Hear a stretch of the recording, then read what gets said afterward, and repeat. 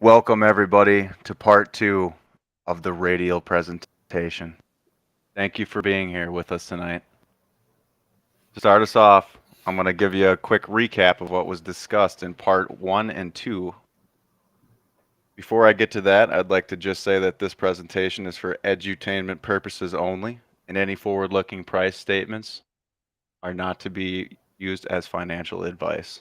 We are not financial advisors, except to ourselves. We feel it is in the best interest of society at large to expose the truth, the deep truths of the psyche, of the mind, of the species at this unique point in history. And it's very exciting and interesting and fun to share this information because it has very real world-changing effects and impacts on our market decisions and in our personal lives. So make sure to position yourselves accordingly and never to take life too seriously. Last Thursday, we went through 2 parts. Part 1 was on the resistance, and part 2 was on reorienting and thinking about life on Earth and from a new standpoint, from a market standpoint, from a sound money standpoint, and from the perspective of time, energy, and currency and what that meant. Tonight, we're going to be digging into parts 3, 4, and 5, which will try to synthesize the energy and time component. And we're going to bring forward some interesting new technologies in the manifest segment that you may or may not be aware of. And in the final segment on Evolve, we're going to try to help you understand more deeply your own mental structures and your own frameworks for how to understand things as they happen to you as you grow and you evolve through life. That relies on your participation just as well to be very aware of these concepts. We'll dig into that as we go. So just a quick recap, part 1, time, energy, and currency. We're moving out of the old world. We're moving away. We're not moving out of leveraged debt cycles, but we are definitely speeding up these market cycles because of the data rate and bit rate at which information is transforming the world, because it is literally compressing time, because as new technologies are invented, they make life simpler, easier, or more productive in some way. Some technologies become resistance, some technologies become progressive. And essentially what you have is these debt cycles that basically weeds out the failing stuff and brings forward the good stuff. We talked a little bit about powerful people in the energy sector, healthcare, population growth, national currencies, the world power dynamic. And so I'll show you a few slides just so you remember, but we're talking tonight about mostly is the new world, where we're headed, what this could mean, and to try to present it in a way that's kind of positively framed, because most people don't even really fully comprehend the amount of new cool stuff that's coming out. So here's just a quick slide on the market cycles. Everything is debt accumulation, then you have the deleveraging event, and then reflation is when the smart money buys your bags for pennies to dump on you in the next bull market. There's a lot of nasty people in the world. They were in control for a long time, but every single day they are losing their grip on that control structure. And you can see it.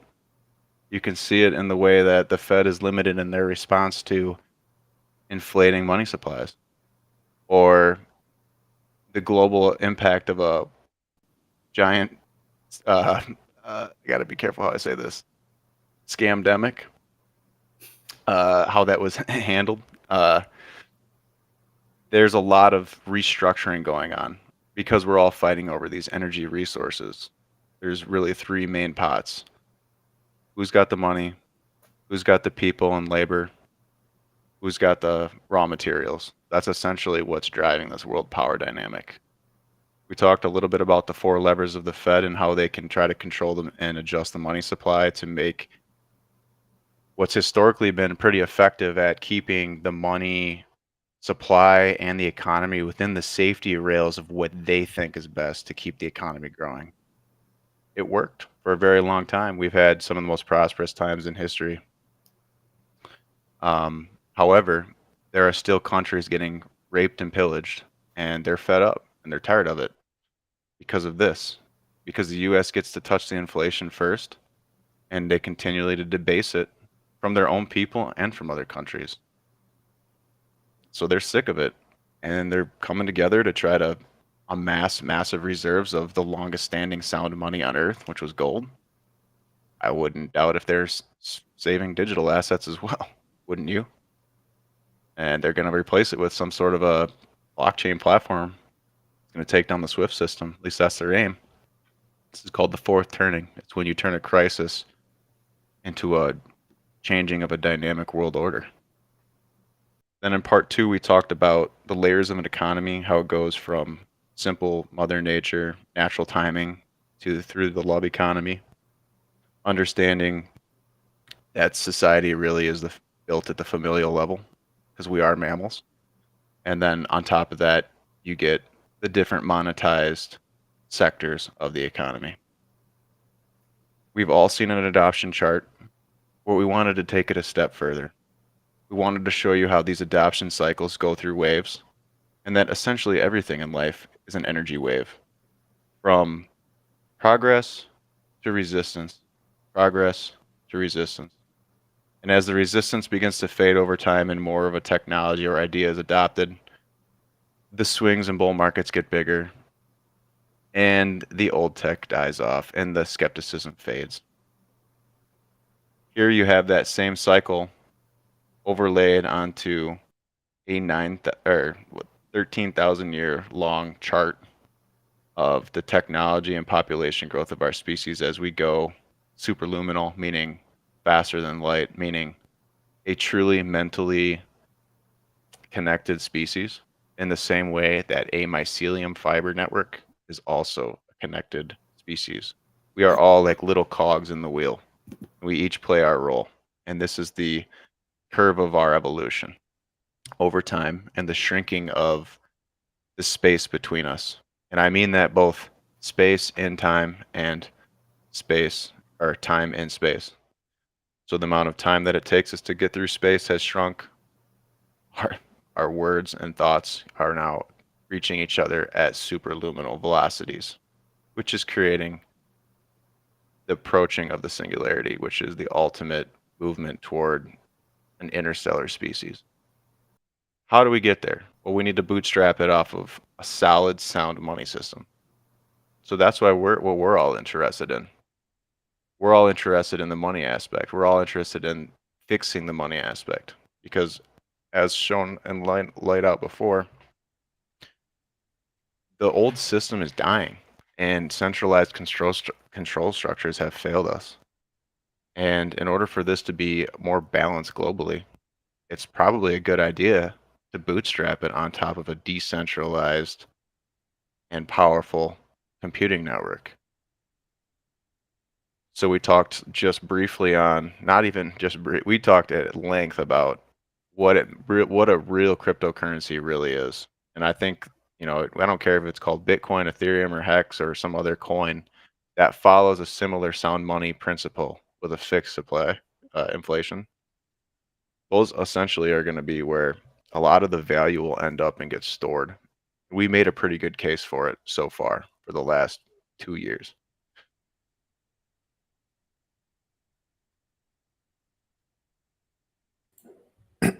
What's up, guys? It's your boy GRC. What a pleasure to be here today. After last week I was not prepared to stay up late. This week I am. I am so excited to be on this panel.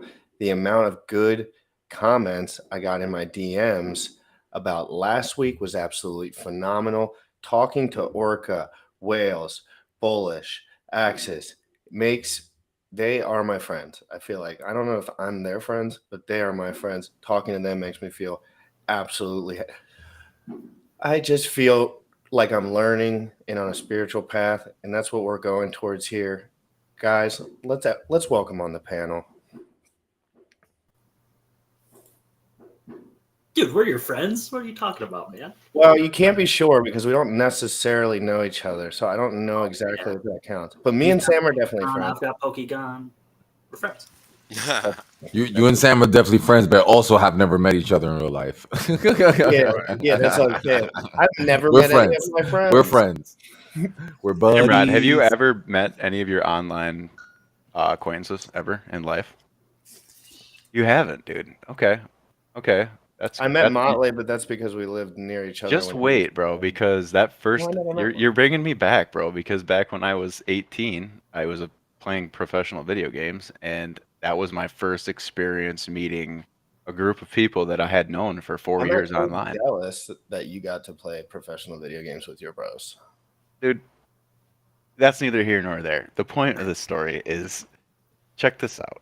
I was playing online for 4 years with these guys, never saw their face, never knew who they were. And the first time you meet face to face, it is like you've just seen somebody that you've known for 1,000 years. That's like what it feels like. There's no disconnect. If anything, it's like it's just more normal. Like you almost feel like you've already been together before. That's the experience that I've had over and over and over for years as you meet people from the online world in real life. Hell yeah, man. Yeah, I spend time with you guys because I enjoy spending time with you guys. You know, it's like we're not coworkers out here. Like, I have a coworker, right? If I'm at a job, like I don't have to chat with any of you. I'd like chatting with you guys. Pretty much. I've never had a coworker. Yeah, likewise. Same thing with me. Yeah, it's pretty incredible that you can connect over the internet now. You can connect with people in real time over the internet. Your hearts and souls can actually be. Dude, I've told Sam every intimate detail of my life, every single one. And I've never met him. And I've known him for 6 years, and I just reached out to him on the internet. So like things can manifest just like Axis was saying there, and it's happening.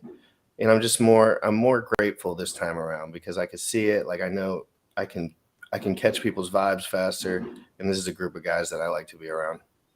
100, man. I appreciate you more than you know. It's been good so far. I caught that fire from day one coming from you, bro.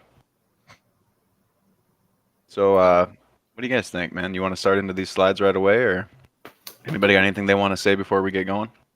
Just put your seatbelts on. You know, hands inside the vehicle at all times. It's gonna be a wild ride. Yeah, we're gonna dig deep. So, part 3, synthesis. What are we synthesizing today? Frequency, aka time, technology, evolution. Well, what does evolution mean? When I think of evolution, I think about a process that happens over millions of years to a species and the adaptations of their physical bodies over very long periods of time. But the human doesn't seem, it seems like a lot of the adaptation that's happening on the human level is not necessarily I mean, we are physically changing. We are getting taller, we are getting stronger, we're getting smarter.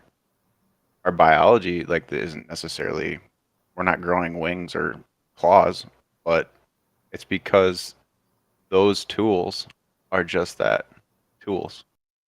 So my hope is that by presenting some tools to you today, you will be able to take that knowledge and change the fucking world. Like literally. This is so much bigger than just one person. Like I wouldn't be sitting here if I wasn't driven by something else to do this.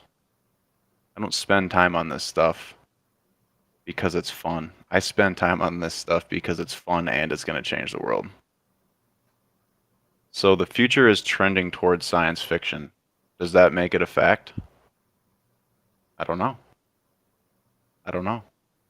I remember what it was like to live in a pre-internet world it looked nothing like what the post-internet world looks like. So it begs to question what the world might look like in 100 years from now. What might the world look like if we harness insane amounts of energy? Right here, Type 2 civilization is defined as a species that can harness the power of their entire star. Not merely transforming starlight into energy, but controlling the star. Several methods have been proposed for this, the most popular of which is the Dyson sphere. So we can accomplish this. We don't even need to necessarily harness the power of our entire sun, our physical sun. We just need to, we don't need to do it by putting a net around the sun and stealing the light energy off it. We could probably be a lot smarter about that and recreate little neutron suns or do something else we can approach this problem from a bunch of different angles, I guess is my point. What do you guys got to add to this? I think that's a lot of the thesis behind the technology of nuclear power, right? And even like cold fission and things like that is how do you tap into that, relatively speaking, like unlimited power that can be produced when particles in highly excitable ways. So whether you're getting the power directly from the sun or if you're replicating the form of energy derision that comes from like structures and process and systems, I think that that's ultimately a far future of energy than continuing down the path of what has gotten us into the industrial revolution age and the technology boom.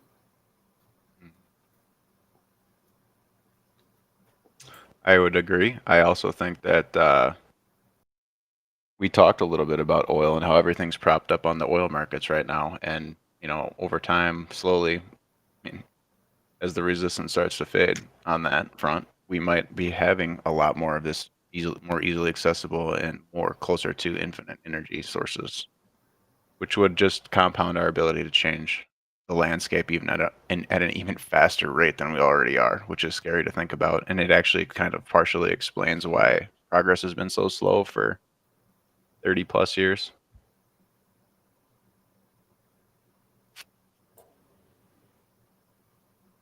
So this slide has a lot of text on it, and I don't want you to get scared of that. So let me bring your focus first to the right under the brainwave section.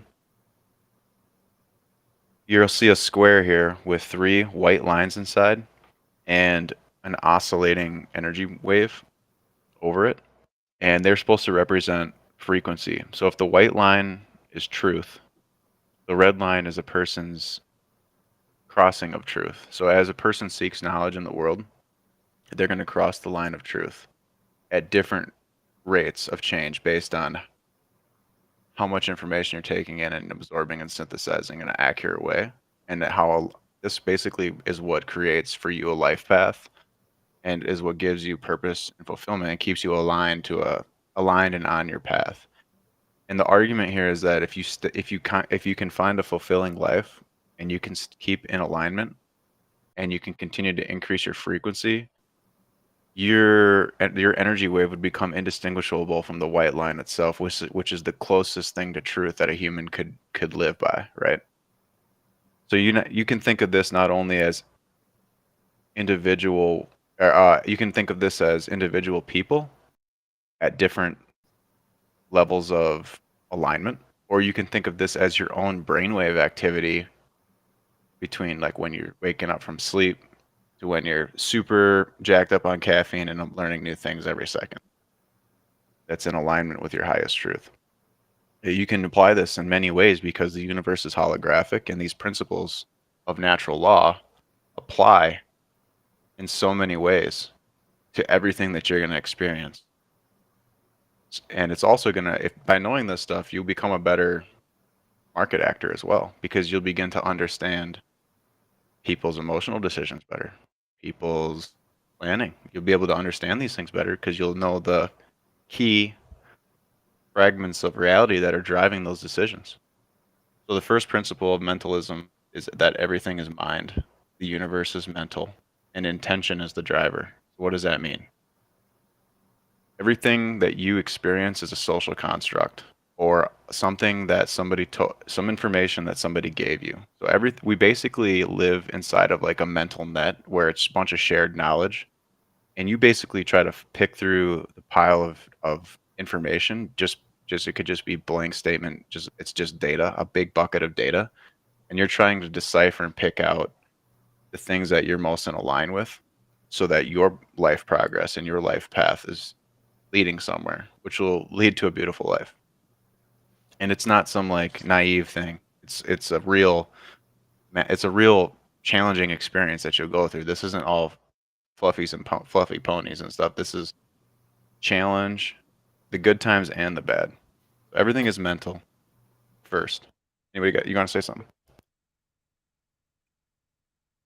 I thought somebody was going to say. I just like how you meant, harnessing as much energy as possible. Like you can nowadays, it's like what you can do, how much potential energy you can get by talking for 25 minutes in a Twitter space, doing a YouTube stream, and then like getting your best friends together and like doing some sort of course where everyone kind of meets in the middle. Like you can create so much energy without moving your ass, and like you can do it easily. But about being efficient and understanding, like being in your best self is like the hard part, right? Like doing things properly for the better good, for the long-term gain.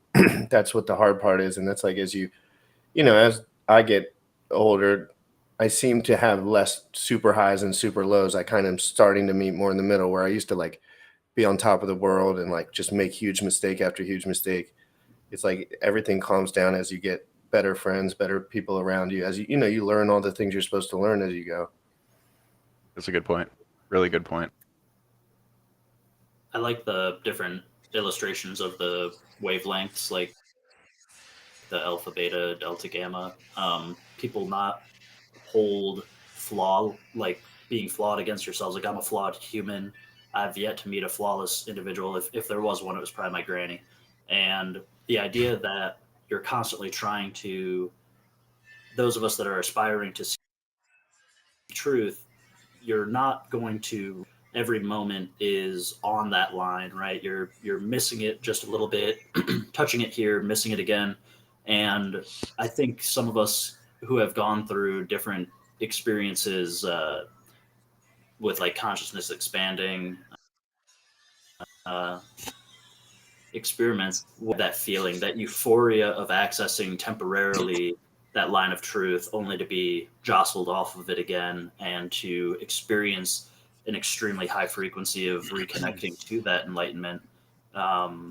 It's we tell these glorifications or these myths or these stories of individuals who maybe have existed on that line, and in my experience, it almost seems like a way for us to identify the noble pursuit of knowledge, even if attaining absolute knowledge of all things, right, is an impossible. That's why I kind of like these presentations that we're doing right now. Is when we focus on these large goals, sometimes it can feel daunting because there's this pressure to, like, I've made it. Now I know everything. Now I finally get it. Now I'm on the right path. And the reality is that the path involves stumbling off the path.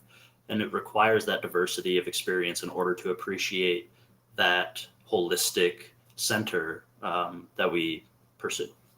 Yes. Wales, you want to say anything about falling off the horse and getting back on?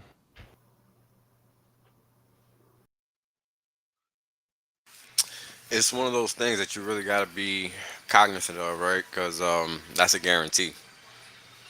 You're always going to be able to get knocked down.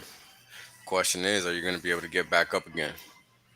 And that's why playing the long game is always the best strategy. Yes, sir.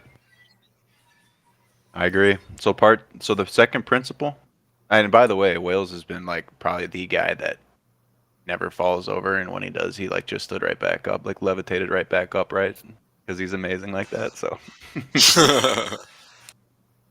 all right. So the second principle of natural law is correspondence, which just simply means as above, so below, as within, so without.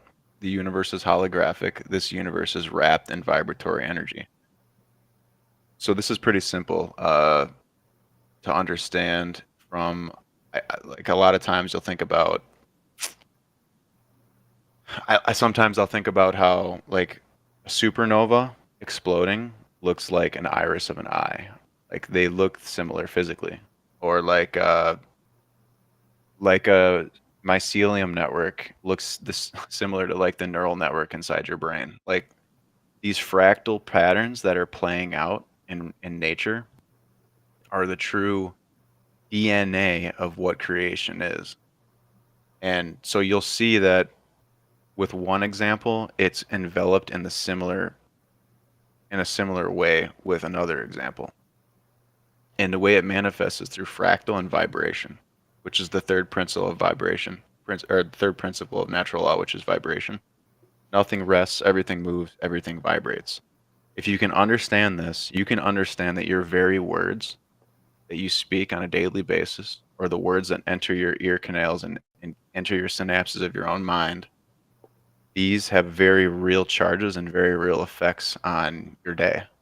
And so if you have resistances in your life that are telling you you aren't good enough, your crypto's a scam, you're an idiot for being in that stuff, it's too risky, or these are all conditioned responses that somebody told somebody else. And so you need to be able to dissect for yourself what the power of words are and also the power of vibration and energy. As we discussed previously, we talked a little bit about how the soundest money is that which is tracked both in space and time, space being the blocks and time being the chain. So it's interesting, right? Because that's literally the first digital version of trying to make these laws manifest in technology in a sound money sort of principle. So the fourth principle is polarity, which means everything has its pair of opposites, like light and dark, good and evil, male and female, these types of things. Everything has this pair of opposites, identical in nature but different in degree, or like the poles of the axis of the Earth itself, positive and negatively charged, because everything fundamentally is energy, which is charged positively or negatively. Just as in when you wake up every day, you have to decide, am I going to be a good person today or am I going to be a bad person today? And really, it's only the guy in the middle who doesn't make any decision that's really truly lost in all this. Because if you didn't have the darkest of night, if you didn't have the bright sunlight, you would not have the balance of life. Which brings me to my fifth principle, which is the principle of rhythm. Everything flows in and out. Everything has its tides. All things rise and fall, such as markets or seasons. So if you can recognize these markets rising or falling, you can recognize these patterns. This pattern recognition is your own intelligence, giving you insight into the true nature of behavior of your compadres on Earth. If you can understand yourself, ultimately you will understand them that much better. The pendulum of, it says here, the pendulum of time manifests in everything. So everything has a rhythm, everything has a flow. Just as in money and currency having flows. And right now, on the macro stage, money is flowing from the west to the east and has been for 30 plus years, probably longer. And it's interesting, right? Because we're seeing a transitionary period where technology is completely restructuring all the old systems. This is the rhythm of Earth. This is the now time. This is the new age, so to speak. And I don't mean like new age quotes. I mean like a new time period for all of mankind. The sixth principle is the principle of cause and effect. Very easy. Most people understand this one. But the problem is most people think they cannot cause and they can only be affected. That's where you give away your power because you're not understanding these principles. You can make cause on the world in the same way that you can be affected. And if you don't have the self-esteem to do that yet, what you do to get there is you try to build a strong base. You try to connect with real people that you're in alignment with and try to just even communicate with each other, because in the communication you can define certain truths about reality just by it. There's layers to these things. Just by building a base and having a good group around you, you'll have real solid, think of them like totem poles or pillars in your life that you know that they're going to be there for sure. So you can bounce an idea off them and you can expect a certain response. And when that response that you get back isn't what you expected, well, now you know that you're keying into something that wasn't seen before. And you're unraveling the mysteries of the universe or that conversation or whatever. The final principle is the principle of gender. Gender is in everything. Everything has a masculine and feminine principles. That goes for every species and every man, woman, and child. We all embody both masculine and feminine within us. It's in our DNA. It's who we are. So, we'll go on to the next slide. And does anybody want to, well, before I do that, does anybody have anything else they want to say about any of these principles before we move on? Just reading some of the go ahead, go comments. ahead. Yeah, sorry. I think just reading some of the comments and relating them back to this slide, and we mentioned it on the last episode, that it can be useful to hold even seemingly contradictory ideas simultaneously in your mind. And that's even discussed in physics in terms of particle theory. And so to try to pin down the world for efficiency's sake and to say that this is the one truth is a dangerous misstep, in my opinion, because there is this almost incapable to comprehend dynamicism to the universe where what you see is not always what you get. And even once you get something else, it's not permanent. And so to be able to entertain a very wide array and an ever shifting and malleable array of awareness is, in my opinion, knowledge.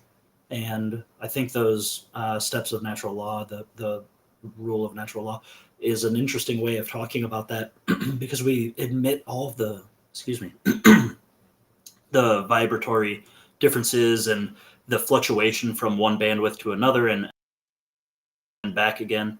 And so I spend the totalitarian announcement of truth and to entertain as many different possibilities as I can hold simultaneously, simply because I think that it provides a clearer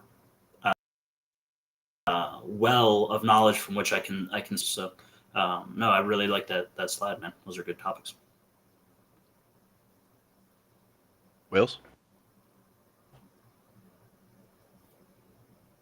Muted.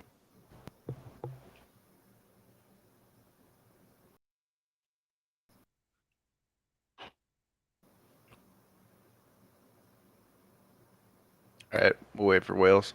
I don't know if he's muted or what.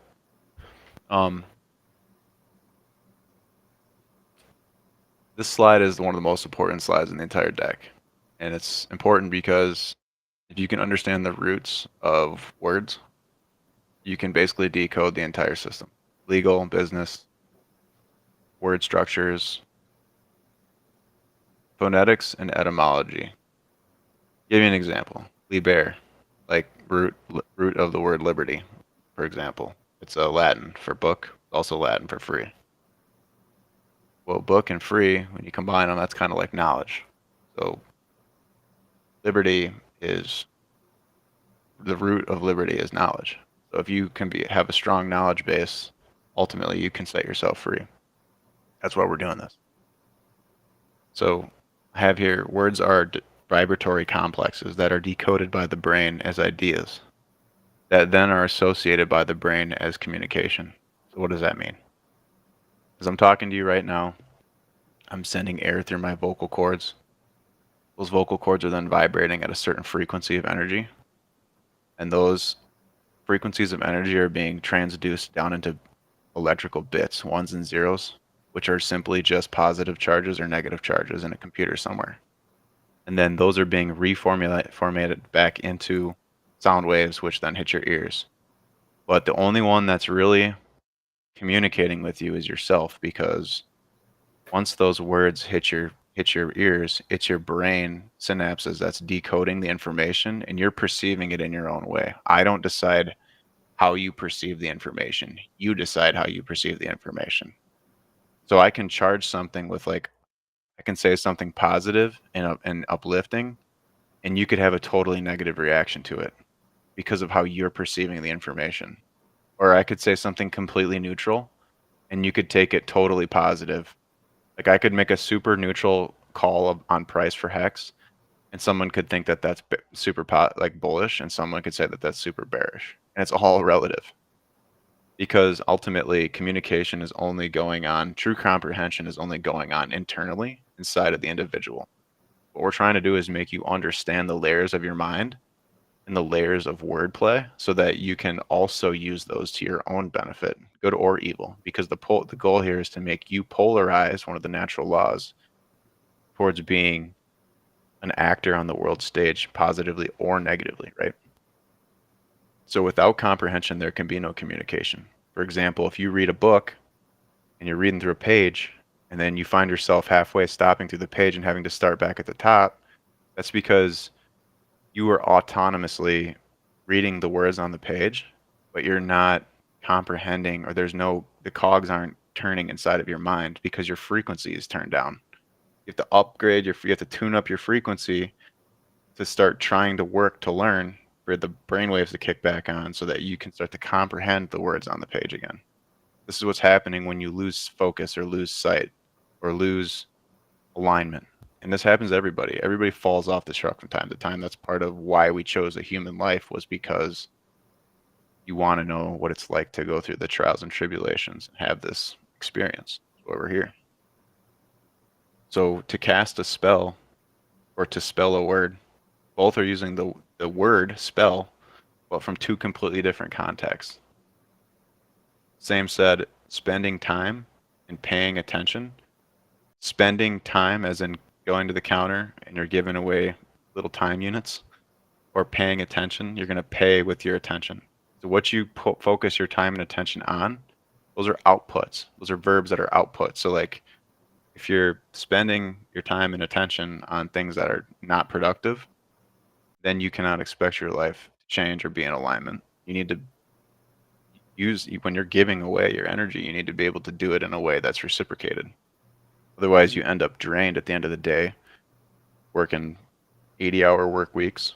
And I love laborers that can work hard and continue to have energy. It's hard though. And so there's ways to recover. And it's important to know that if you want to make a change in your life, that you're going to have to start spending your time on things that you haven't been. And you need to pay attention to things that maybe you overlooked before. So words carry a charge. Anybody want to comment on this? I love the word. Go ahead, Orca. Sorry, it was just making me think about the Shipibo people of Peru, man. They're an indigenous group of shamanistic individuals who literally use sound resonance and spoken word as a form of natural healing. And they've been around for thousands of years. Now we're seeing modern medicine become aware of, or at least give credit to, these practices that they've used for over 2,000 years, where there are particular chosen individuals within their society who will go deep into the Amazonian rainforest, and they will devoid themselves of toxic dietary habits.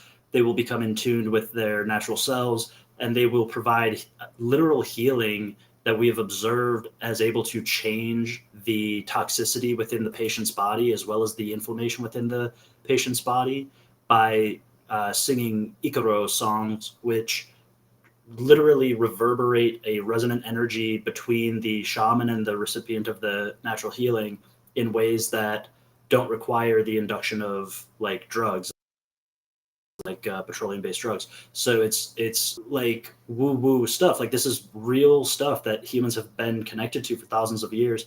And though we have lost the way in the colonial world that we live in now, this practice has still been relatively maintained within their own lifestyle in the Amazon rainforest. So the idea that these words have spell casting power or resonant energy effects on the surrounding world, it's very real stuff, and we're beginning to document that in the hard sciences and things of that nature. So I just want to touch on that. Awesome. GymRat. What do you got to say about that? I don't know. That was pretty dense. What Cash? I was just about to call you Cash. That Cash Orca Orca. said. I was thinking about the whole time. I was just thinking about words, like, you know, and I kept thinking to myself, it's like it's always the guy with the most experience, like that is the best with this word. So I was wondering why you were talking. I was like, how do you get better at interpreting words? It's like you have to kind of be around the block, right? Like you have to have Context clues. So like if you don't fully understand a topic, like logicians, they don't need to know anything about the argument that's being presented other than that the premises are presented in logical order. So like a logician can listen to an argument, and as long as the premises are logically sound, you don't even need to know what the topic's about, and you can tell whether or not the valid argument is valid or invalid. So it's just like abstracting out yeah, you can almost language just by like one layer. Yes. triangulate it to see like Yes. if anything. Because if you're smart enough, like you've seen enough stuff, like a little bit of everything, like you know when someone's bullshitting about a topic because you just always know it's more in depth than they mention. Usually, it just ends up being like it's more in depth, or they're like cutting corners in the conversation, and there would be like you would have to continue to elaborate in order to really get their point across. So I just think words do have so much meaning. Guys like Richard Hart, guys, there's a lot of guys that are very good with their words when they're actually speaking to other humans. You know what I mean? Like I could tell you, Richard could be wrong about something and he could still wreck a pleb. Correct. You know what I I've mean? seen it. Because I've the seen it. pleb can't win an argument because he hasn't been around the block and he has no confidence in himself and his like frequency. You know what I mean? 100%. I know some nerds that are right. Wales destroys people all the time with his energy. Just dismantles them. Yes. Wales, are you there, bro? I don't know Yeah, if he's bro, I'm there. right. All right. Sorry, I cut you off on that last slide. I didn't know if you wanted to mention anything about this one.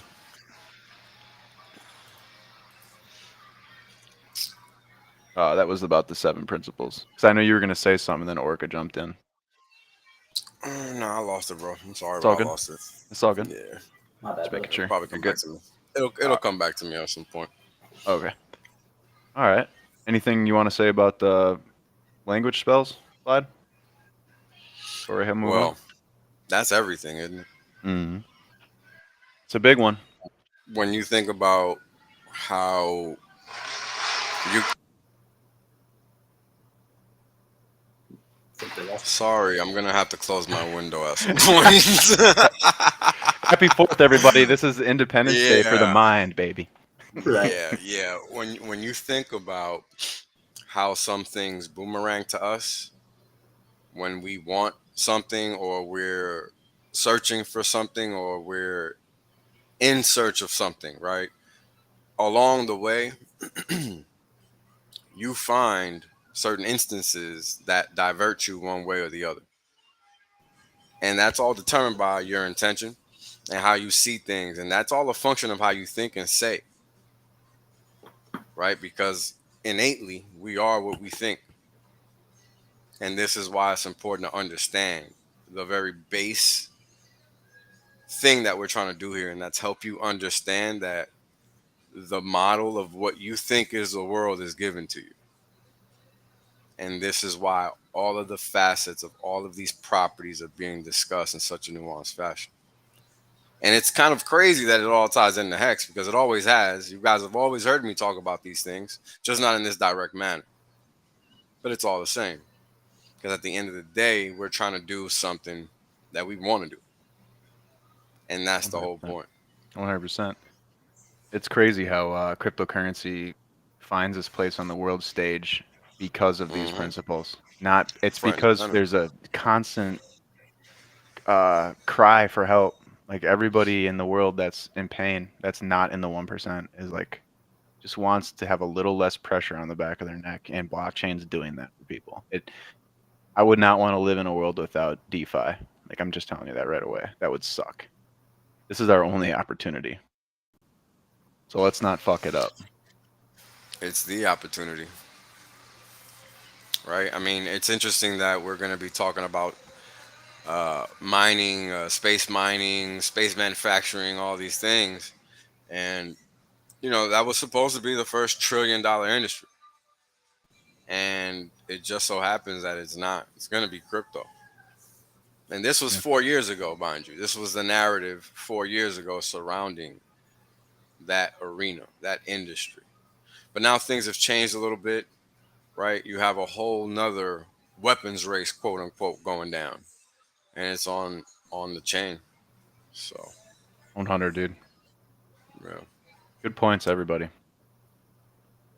So if we bring up this slide, this next slide is just to hammer home a visualization for the effects of frequency and energy on perceived matter. So we talked a little bit how words are spells and they can carry an energy. For example, vitality, the root is vite, like a vitamin, which is a positive charge, which is a healing property. Or fatality, the root being fate all, like the fate of all, which is an equalizing factor, neutral. Or virality, as in a virus with the prefix being vir, which is a shedding quality property, which is it comes with a negative charge. It spreads, right? That's kind of why we use virality, is because it's the spreading or the shedding, but it's actually got a negative charge. But that doesn't mean bad. That just means that negative charge is hopping from one atom to the next, to the next, to the next. So you need to reframe everything in your life that everything is, and that you are just a tool maker. You are just on a path to use these things as tools. They shouldn't affect you emotionally one way or the other, because now you're letting the physical world affect you in ways that you shouldn't. And that could not be any more clear than by looking at these water droplets. So there was a study that was done. I'm sure Rothschild's seen this study done, and many of you other one have probably seen this too. Basically, what this guy did was he studied the effects of intention on water. And so they would, and I actually, GymRat, the other day, didn't you pull up a video on stream from Twitter of a guy sending music at what was that thing called? It was like graphene orb or something. There was a black blob in the middle of it that was shaping itself to the sound of the music, basically dynamically. Holy smokes! Why? When I was scrolling through Twitter, You remember that the other day? dude, that thing was insane. We just I wish rolled I had by that it. video, but I anyway, could probably find it. the point here is the energy you direct at these water molecules makes it crystallize or get these disharmonic patterns. So pattern recognition is ultimately a byproduct of intelligence. So like if you know you're intelligent when you can recognize that this is a geometrically sound pattern, and this is what shape the water made when the dude shot thank you at it for 7 days, arbitrary number of days. Or love and appreciation created this beautiful hexagon structure in this water molecule.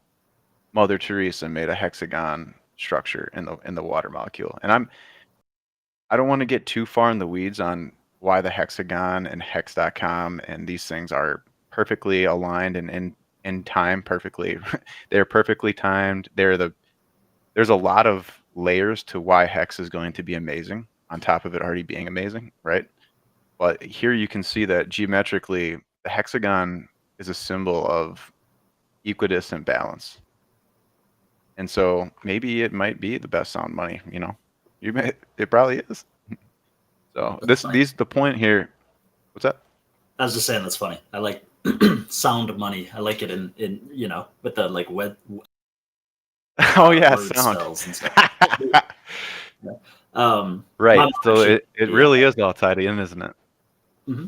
My mom gave me his book, Dr. Emoto. It's his name is Masaru Emoto, and he actually passed away in 2014. But the book was called The Hidden Messages in Water. My mom gave that to me when I was like,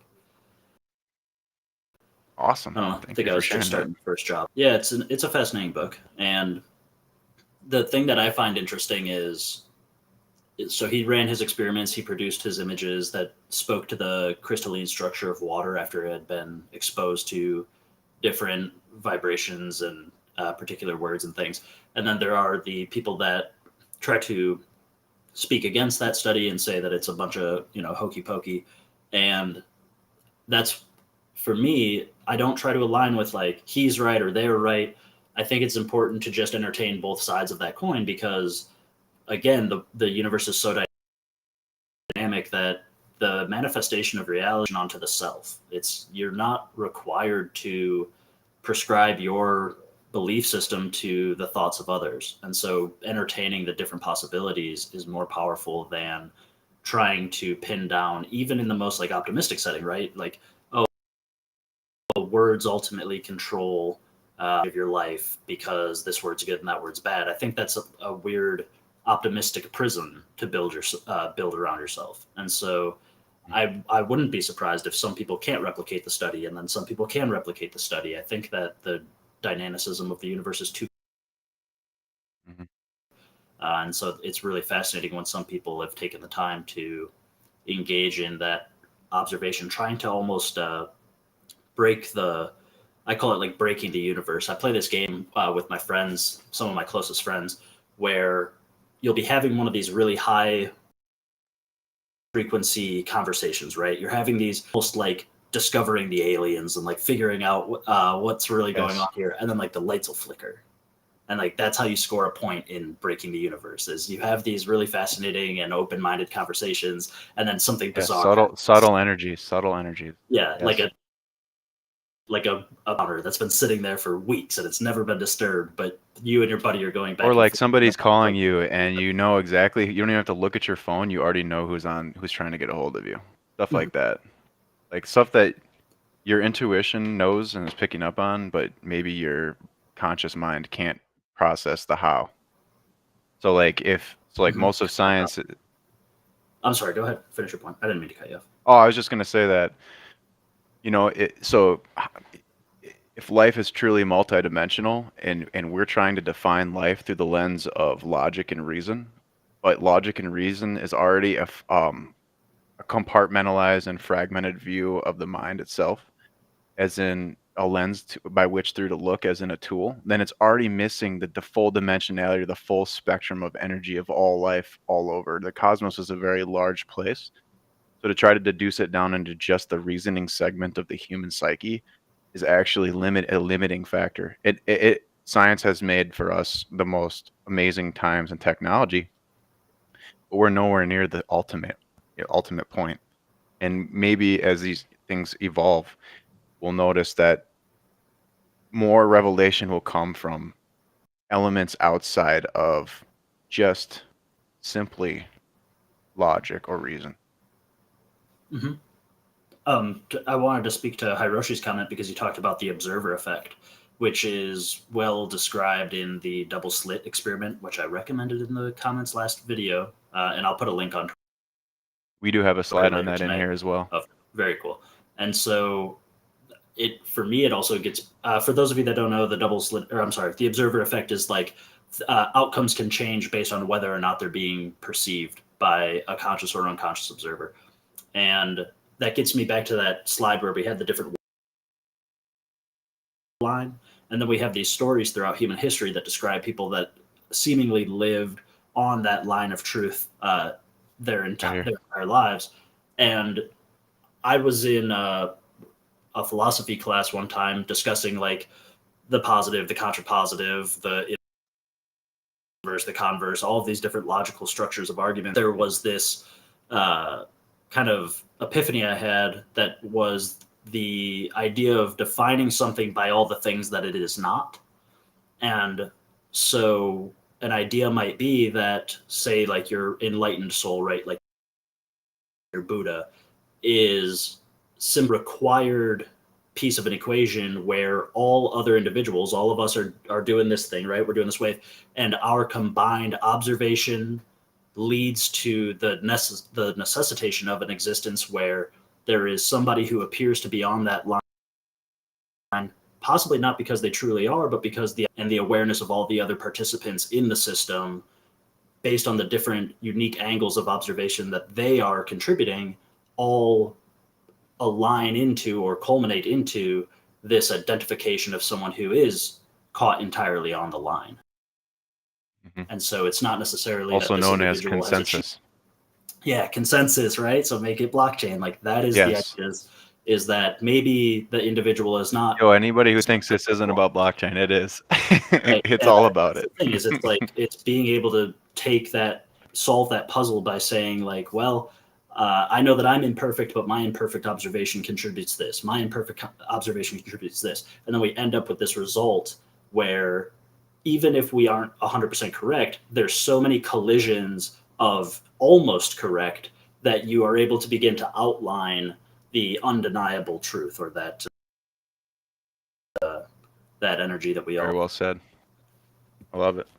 I'll be right back. What do you think, Jim? Right? You look like Once you're thinking hard. once you identify it, it's way easier to replicate. But it's the hard part's identifying all this, and that's why it's always a sticky conversation, because it always ends up being about experience and like, where people are at and what the group you're in, and like again social consensus. But now that we're on blockchain, it's like cuts a lot of the fat out of it, right? Like it's just turned into, it's like a marketing thing. It's a social consensus thing, and it's just all wrapped into basically every part of life. Yeah. It's like Shared it's crazy. peer-to-peer ideas, shared peer-to-peer money, shared information flows. I'm getting a message here. We good on the connection issue thing? I got a connection issue thing popping up. Am I still here?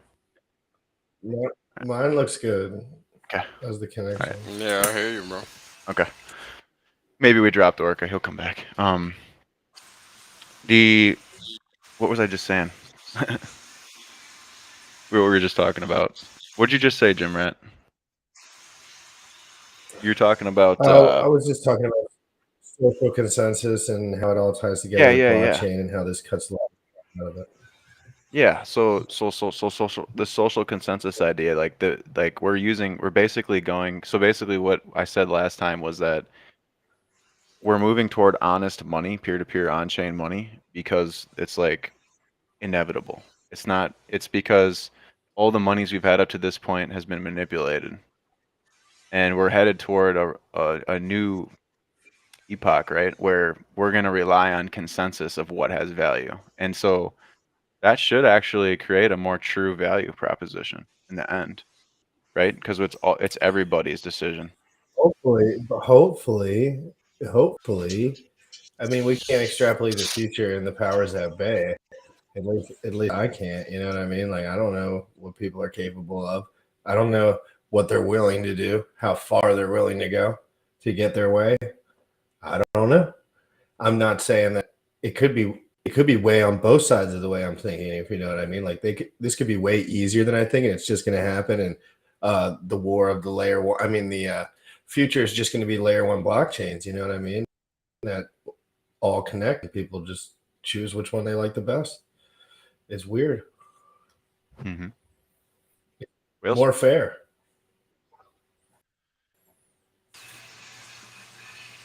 Well said, Jack. You just said Mike dropped us. There was a moth that came after me. Wales is Mike. I was bugging on there. My mic is what? It's kind of like fuzzy. All right, let me plug it on. So because it is fuzzy. While he's doing that, I'm gonna pull up our next slide. I want to get through this part of the slides. So this is just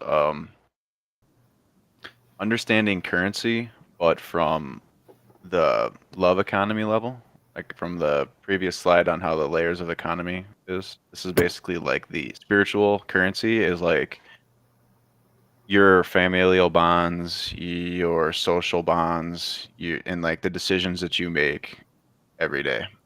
And it comes back to those principles from the original part of the slides, where the first expression of natural law is the generative polarity. So what we use to create. Now, the negative manifestation of that would be fear, or just a lack of consciousness or a lack of striving, and that leads to unconsciousness. That unconsciousness, that unknowing, is what leads to fear. And I'm sure you guys have seen that in crypto, where you try to onboard someone you care about into a cryptocurrency that you think is going to make a big move, for example, and their own fear or lack of consciousness on the topic or awareness on the topic, they're unwilling to face that reality, and so then they go into the next level down, which would be like ignorance of that topic or ignorance of that market. which is the refusal of truth, which is just the unwillingness to grow and move forward. Now, conversely, the generative polarity of positive would be like love consciousness, not like romantic love, but more like accepting and allowing. So if new information comes to you, are you willing to accept it neutrally and learn about it and then formulated an idea of it later? Are you going to allow things to occur so that you can have an unbiased perspective? Or are you going to try to control and manipulate a situation, which would be the converse of love? It'd be the opposite of love. It'd be trying, control and negativity. So what the second layer of initiating expression is how this manifests in the reality is through knowledge and acceptance of truth. So as you go down through these levels, you start unlocking higher levels of existence for yourself from just simply allowing new information to come in and learning from it, synthesizing it, then forming your internal expression of that, which is what happens internally, which is sovereignty or understanding. They call it understanding. Then the external expression of that sovereignty manifests as freedom. So people might see you do really well in crypto, and they see how free you are now, how happy you are. It's because you took you became this accepting, information absorbing consciousness way back years ago, maybe if you got into the crypto markets, and you were just willing to seek new information. So this led all the way to your own freedom, and ultimately, You also have to be smart enough to understand, like, the other people around you might be wrong about what true freedom is, and that you do know. Like, sometimes I got lost. Like, I feel like my life is all on the positive side now, but like for a while, my life was the same, but I was convinced from everyone around me that I was doing something wrong. Mhm. And then, so that's pretty wild. I was just thinking on my feet, yeah, definitely, dude. You can get bad information. That's what the whole point of discerning truth is. Like those oscillating waves of the brain waves, that's you discerning truth from fact, or from fact from fiction. So like your own guiding principles are you might get bad information and you might even act on that information and it might not give you the outcome you wanted, but once you get the outcome you didn't want, now you know what to steer away from the next time. And that's just general practice, or trying and failing and then trying again. And I mean, ultimately, this chain of events leads to order or manifested good. A lot of people think we live in a chaotic universe just of random happenstance, but that spits in the face of a world driven by intent. Like, everybody has intentions, good and evil, and the world is getting better generally, right? That's a product of this intention, right? Yeah, there's pockets of negative that manifest confusion, right? We've seen that all over the mass media for years, but the people are not as responsive to that mass media manipulation as they were 50 years ago, pre-internet. The internet has totally blown the wheels off traditional media sources, so they've kind of lost a lot of their stranglehold on the mental body of a population. Nobody The watches that shit anymore.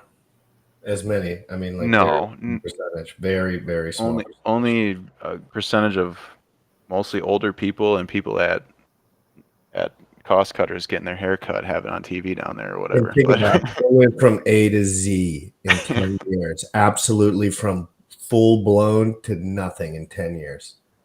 Crazy. yeah, a lot of the growth on the internet happened, yes, in about this 12-year span. Ironically timed with Bitcoin, right, and with the smartphone in 2008. So it's been really fast and really incredible. Crazy. I mean, you guys understand good and evil, right? What manifests from a negative expression of natural law is control and chaos. But like the guys that are on top of that system, on top of that pyramid right now, are losing their strength and their grip every day to new technologies and an open internet, essentially. Although they're close it down, shut people's YouTubes down, stuff like this. But you can't stop the billions of people that are not on that side of the fence. If it's only 1% versus 99%, that's not a very easy battle to win. Think about it too. If I had a problem with my channel, let's say something like this happened, and now I can just ask 3 people if I can restream their shit in the morning. They'd say, yeah, fuck it. Like for until you got your channel back. Like we can now form around what they're like. It's almost impossible to extrapolate on like what's possible.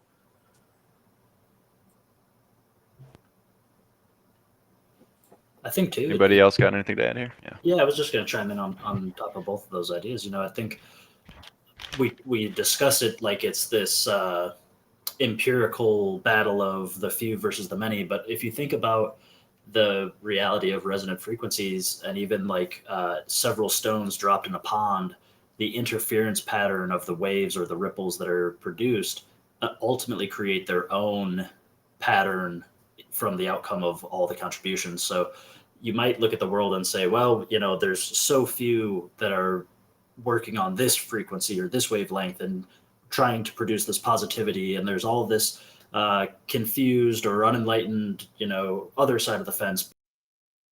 But in reality, the mere intersections, incompatible resonances leads to a new pattern of frequency altogether. And so if those who choose to believe that they are producing positive manifestations continue under contradictory forces to produce that same resonance, ultimately the tuning forks align, right? And ultimately you find the symbiotic frequency between. And so maybe it's not a matter of one person convincing one person convincing one person. It could be much more about the intersecting of compatible forces that drives to a greater and more inclusive total resonance. 100% consensus, bro. 100% agree with that. Yeah, because it's not just so black and white, is it? Mm-hmm. Right. Yeah, there's a lot of nuance, right? The constantly escaping knowledge, right?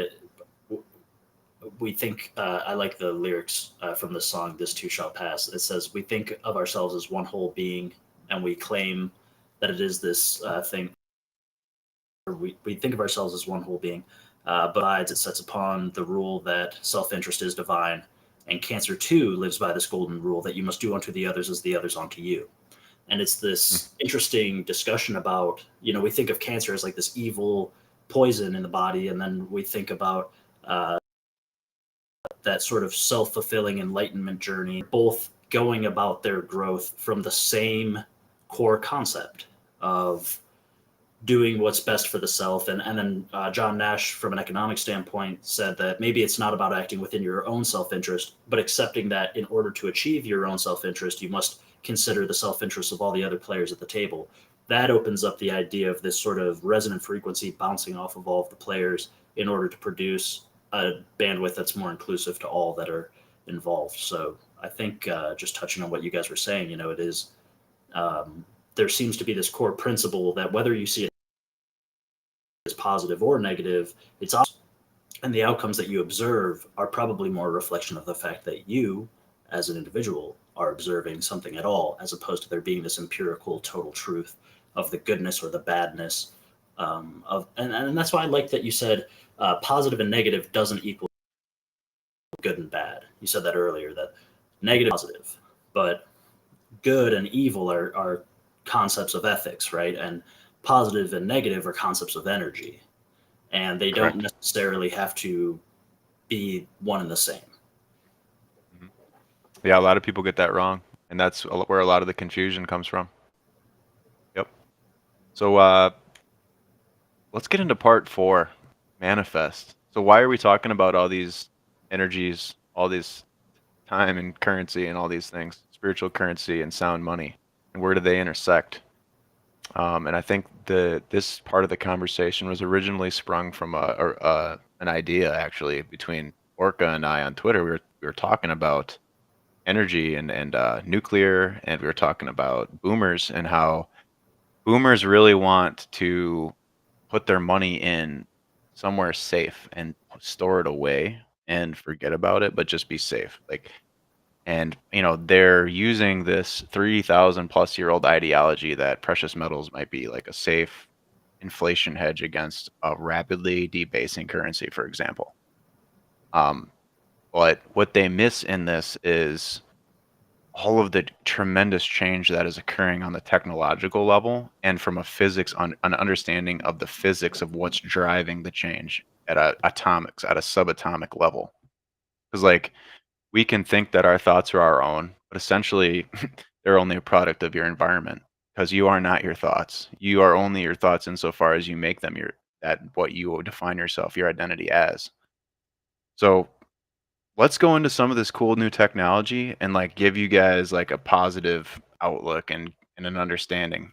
Everybody knows that the world's getting vaporized. All industry is getting vaporized by software. Everything's being made simpler, less friction, less middlemen, or the middlemen are making it super cheap and efficient to bring it to your front door, or or we're commoditizing the economy. Like somebody can hop in their own vehicle and drive around people for compensation in the form of Uber.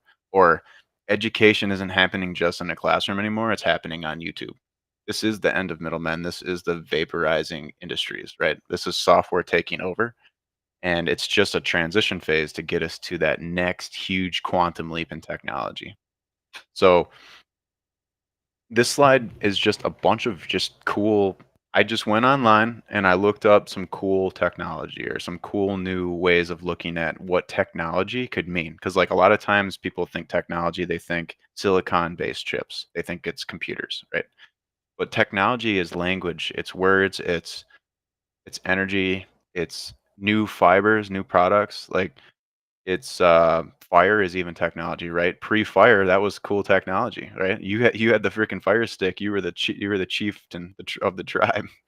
Um, and so humans' relationship to technology is constantly changing and evolving. And I think we need to remember that if you think we're at the ultimate climax of technology, I think you've been misled. And this is just a simple example, a couple simple examples here of some of that stuff. So this company here created this micro silk fiber, and I'll read through what it is. So they studied silk proteins spun by spiders to determine what gives those fibers their incredible properties. Then they went and they modified E. coli bacteria. So what they say is we develop proteins inspired by these natural silks by using bioengineering to put specific genes into yeast. So then the waste that the yeast produces is a protein in large quantities, and they do it through fermentation using yeast, sugar, and water. So they're growing fiber, right? That's crazy. They isolate and purify the silk protein and then spin it into fibers, and now it's similar to those like rayon and acrylic. And they knit these fibers into fabrics and garments. So they're effectively getting spider silk, but it's bioengineered by using bacteria, right? Isn't that amazing? Yeah, I And then mean, down here below, oh, go ahead. I was just going to say I can speak to that a little bit because back in 2011 I was invited to a private seminar.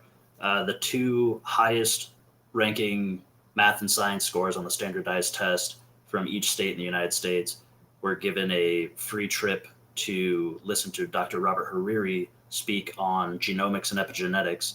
And during those discussions, we covered everything from stem cell technology to gene expression to gene splicing. And we uh, we had one male and one female from each state selected to go. So myself and my friend D, we got to go. And during the discussion, they said that the things that we would learn about during that seminar wouldn't be published in textbooks for another uh, 10 to 14 years. So that was 2011. We're now in 2022, so that's 11 window. And this stuff is becoming like more mainstream now. But in that seminar, we spoke about the ability to take a particular, I can't remember the species of spider, but I can Google it after the show, and to bioengineer the silk producing and be able to splice those genes with the goat producing or the milk producing genes of a particular species of goat, to the point where instead of milk production, the goat would produce effectively this spiderweb fiber. And they talked about the durability, density, and textile strength of this new produced spiderweb, where if you were to produce it in the density and the size of a pencil, number 2 pencil, you'd be able to use a slingshot and shoot it through an armored tank. The strength is something in the X's in terms of textile strength to that of steel beams, and yet it's more flexible than a piece of paper. And we looked at all of this incredible science as a form of sort of bioengineering the ability to express the genomic sequence within us to the point where, like a cure for cancer, rather than it being using all these chemicals and stuff, we can get to the point eventually where we will just turn off the genomic expression for producing cancer, and the cancer will just simply stop because the body is designed both its RNA and mRNA sequences. And if you were able to essentially just take the gene and tell it, hey, don't express in such a way that you produce cancer cells, then you wouldn't have that issue anymore. So it's a really, I'm glad that I didn't know that you had that in the slide about the utilization of animal genes and Yeah, dude, proteins. and I didn't know that you knew all that about it. That's perfect complimentary content there. I appreciate that. That's awesome, dude. Thank you. Is this mushroom that you're about to talk about the mushrooms that can eat plastic? No, this is just leather, mushroom-based leather Okay. textile. But that's cool too. I was just gonna. I'll let you touch on that, talking about a particular evolution that was related to plastic, and I just thought that it's interesting. Like the Jurassic Park quote, "Life finds a way." We've discovered a particular species of mushrooms that actually digest plastics, and they do it very slowly. And so people are like, "Oh, well, it's not an effective putting them in a landfill and letting them gobble up all of the plastic that'll take thousands of years to, naturally decay." But the idea isn't that human life finds a way. The idea is that life finds a way. And so on a human time frame, it might be like, well, that's not a viable Gaia perspective, like the Mother Earth perspective. There's a much longer timeline there. And so all of those landfills belong to us, in the words of the mushrooms. I like that. GymRat? I'm gonna let you guys just go to the next. All right. One. I'm just reading the chat for a second. For sure. So let me just touch on a couple other cool technologies on this slide. I must preface this. See this shoe down here, you guys? It's a silver stitched grounded footwear. So the premise here is that we're all bioelectrical beings. Our heart emits a pulse, which is electrical signals, and your brain functions mostly on the harmonic sequences of electrical signals and brain waves. Yeah, to come into his Twitter space. And these shoes are trying to ground you. Basically, it's footwear that can use silver to basically ground you back to the earth while still wearing shoes. So like ultimately, the planet is a giant battery, and if you aren't touching your feet to the earth like daily or frequently enough, the radio, Wi-Fi, Bluetooth, all these wireless signals are like phasing in and out of your biophysiology, and they can create free radical damage in your body. So like what you need to do is you need to ground your feet to the earth so that the earth can pull the negative charge through your system through the earth. And like we never had a lot of these issues in the past because we were more connected to nature. But what this shoe is trying to do is connect us back to nature, but still give us some footwear to wear. So it's fascinating, like the angle of how we define technology and what that can mean in 100 years. If this is the beginning of a 100-year exponential curve, can you imagine how far technology can go? I mean, we're even talking about robot bees. If I'm sure that we can be a little bit more creative about how to keep the living bee species alive. But it's good to know we have a fallback plan, right? So Richard just invited Crypto Curricula to a Twitter space. Did he? Yes. Okay. Is he gonna stay live here? Is he going doing dual? What is he doing? It's ultimately up Okay. to me yesterday saying that we should do a Twitter space, and now, I'm caught between two worlds. Well, dude, I'll leave that decision up to you. Ultimately, I feel like he probably, if he's calling on you, he probably needs you for something. He might just be trying to make me aware of it. But I'll tell you what, 5 minutes sabbatical, and I go pop in, and if it turns out that I'm not doing anything productive in there, I'll just. I'm still going through the technology slides anyway, so when you might want to come back for the end. You bet. I will keep myself in the restream. I'll just nuke my audio and video, and then I will come back in. Yeah, just hop in and out Quick, as okay. you see fit. High bandwidth energy. Yep. So this next slide here, we're talking about computer memory, and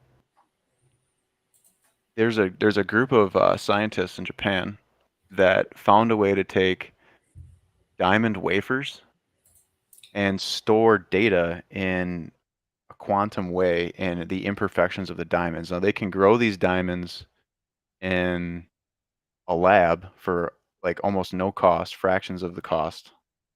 And effectively what these little diamond wafers do is they can store 25 million terabytes or 25 billion gigabytes of data.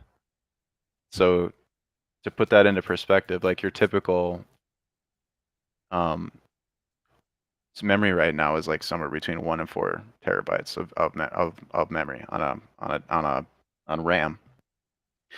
So just to think about how that resistance might try to prevent something like this from coming out, because that would literally spit in the face of a multi-billion-dollar computer industry.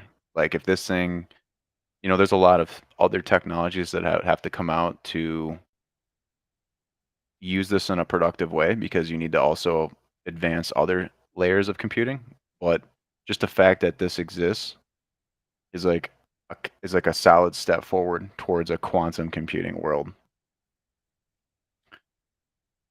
I made the comment here that most boomers are completely missing the scale of change happening on the most cutting edge technology and how far this is going to go. Because once you don't have to keep going to the store to buy new computer parts every 5 years, and you can do a one-time purchase, and that computer can last you 20 or 30 years. It reduces stressors on the supply chain. It decreases friction. It completely changes the amount of data that we can transmit between each other and can allow for like extremely high fidelity and other things. So it's good to keep in mind like the level of change that can happen and how fast it can happen. Now this stuff already exists, so it's just a matter of getting it mass produced and out. Here's some healing technology. So to touch on what I did earlier when we looked at the modified shoe footwear, humans are electromagnetic creatures. We run on electricity. The Earth is basically a giant battery. When you make contact with the Earth, you take the bad free radicals out, force them through the Earth's electromagnetic field. Free radicals are cells that are out of control, and they create a chain reaction of getting other cells out of control. So the symptoms of this is, if you're not being grounded in nature, the symptoms of this are inflammation and swelling, which is a root cause of most disease. So what these technologies do, this Tesla wand, it shoots a low frequency band at your tissues, and it kills off old dead tissues, old dead cells, and revitalizes and regenerates new cells with this infrared beam. So you're effectively you're going straight to the energy level to heal instead of using chemicals, which chemicals are just one step away. That's compounds that are charged. This is literal charged energy. So it's like less friction, less chaotic stuff going on in your system. And instead of curing the symptoms, you're just treating the symptoms with chemicals. This is kind of the opposite. It's just trying to take care of it in right with an energy wave. And then in the middle here, we got a grounding technology. It's an earthing towel. It's made of silver nanoparticles. It's like very similar to the shoe we showed. Basically just like like a blanket you lay on, and it grounds you because it connects to your grounding port on your outlet. There's no power, obviously. It's strictly meant to ground you. And then over here we have this Tesla plasma med bed chamber technology. It's just another way to attack any kind of distortions or problems you're having with your body by attuning this to the proper frequency to solve a certain problem. And there's certain harmonic frequencies that this can be dialed into to solve certain issues. For example, like a thyroid problem would be at a certain frequency of hertz. So you can actually check this stuff out on youtube.com/c/medbeds and anti-aging medical products. So if you want to look up medbeds and anti-aging medical products and you have people in your life that are suffering, maybe you need to take a look at this new holistic version of technology. If nothing else is working, maybe try this. You know, we'll talk about nutrition and we'll talk a little bit about different biohacking too. And I actually asked GymRat and Sam a lot of questions about this, because if you can understand your body chemistry, ultimately you can make your body work for you instead of you working for your body. So on the top, on the left, I have just a simple it's basically how ATP works in your body. It's basically how you get energy. It's by the flow of potassium in and out of a cell and sodium in and out of a cell, which creates the flow of nutrients in and out. It's like your energy pump on a cellular level. So if your potassium levels are good and your sodium levels are good and you're replacing them as they get sweat out of you, it will solve a lot of these if you're having like brain fog, slow reflexes, tingling, numbness, abnormal heart rhythm. Fix your potassium levels, get your blood work done. Learn about what your body is. Like, if you don't know any of this stuff and you're just getting started, don't be overwhelmed. Start doing some searches on YouTube, or start watching GymRat and Sam talk about this stuff, because you need to understand this stuff to live your best life. It's important. It's not worth being ignorant on, or you'll end up in a negative loop. So some biohacking plus supplementation is supplementation and supreme nutrient dense food sources is like the easiest way to get your energy sources back. Take vitamins, eat a lot of like healthy foods. I'm not one of those people that subscribes to like only a plant-based diet or only an animal-based diet. I think, as with all things in life, good balance is necessary and required for optimal health. So, like, just to give you guys ideas, all this is doing is giving you guys ideas of like different techniques you can use. Like, temperature training would be like if you want to train your system to produce more testosterone, if you ice bath, your testosterone levels will increase. Or like when you're weight training, if you want to build muscle, doing different forms of muscle confusion, which is basically a fancy way of saying that is reverse periodization. It's basically using different types of work to challenge the muscle constantly to make it grow and promote growth hormone from entering the cells and growing your body bigger, faster, basically. Some other things is hormone replacement therapy. But the most interesting thing to me right now is actually peptides, because peptides are just pulled out sequenced proteins, which are just amino acids, which your body's made up primarily of these. And let's say you have a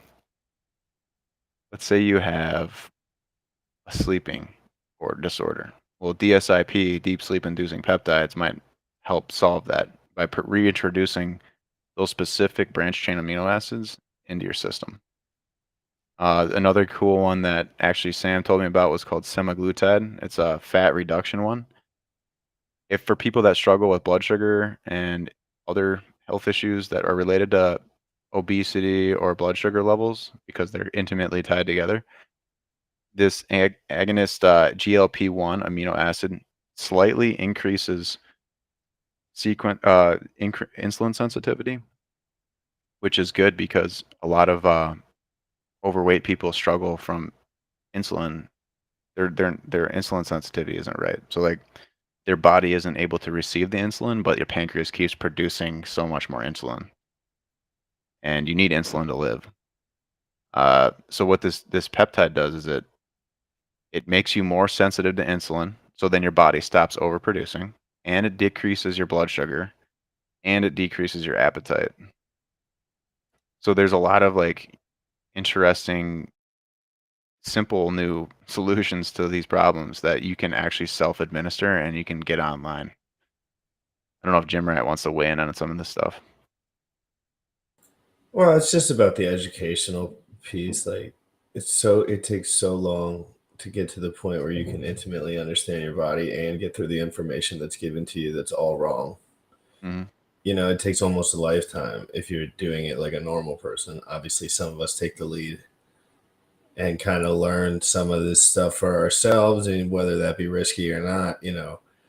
I learned about all this stuff from trial and error, but it's just the learning curve is steep. So it's basically like you need to start somewhere, like that's something personal to you where you're like lacking, whether that be a part of your body that's injured, or and start doing real research on it. Don't just do the prescripted thing, you know, like do some real research. Figure out what's actually going on and figure out what you could actually do to alleviate some of those symptoms in a way where there's a low risk profile. And they just don't tell you that stuff. They don't tell you about frequency and dosage. It's just ridiculous to me. Like they don't give you any proper information, like even on the basics. Yeah. Yeah, I mean, you don't learn about this stuff in your health class. I didn't. You can't. They won't let you. It's not proper. It's not marketable. Yeah. Yeah, I mean, a healthy society is probably not profitable for an industry like that. So the healthcare industry, like we said in our last show, right? But not Yeah. to get too spun up on a loop on that, because we are in the information age, so we can solve these problems now by Yep. ourselves. I think that's the moral of the story. Like guys, you can solve these problems. I solved a lot of my problems, and it wasn't as hard once I figured out that I had to dive through some info and just get a little more experience. Mhm. Oh yeah, it's not an easy study, and yeah, we'll do more in the future on, especially on Stam's channel and GymRat's channel, to try to break this stuff down. Absolutely. Absolutely. So here's just a slide on nutrition. I don't want to dig too deep into this. Screenshot this slide if you are having health issues, and then dig into what these, to how to use these fruits, vegetables, herbal teas, and stuff to solve some of your problems. This is just up here so you know, have a good base to go off of. Like I said earlier, I don't believe in a strictly vegan diet. I don't believe in a strictly carnivore diet. I believe in a balanced nutrition. Eat for function. Eat for form and function. If you're eating for fun, it, you're not doing it right. It's fun to eat for fun if you can have self-restraint. But a lot of times, I know with myself, I overeat and it causes health problems, you know, slowly at first and then it expands.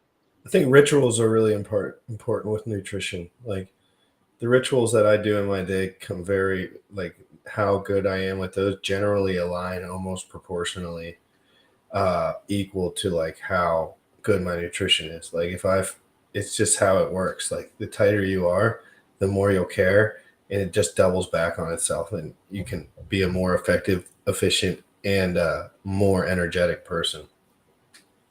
100%. You will get more energy from utilizing these. 100%.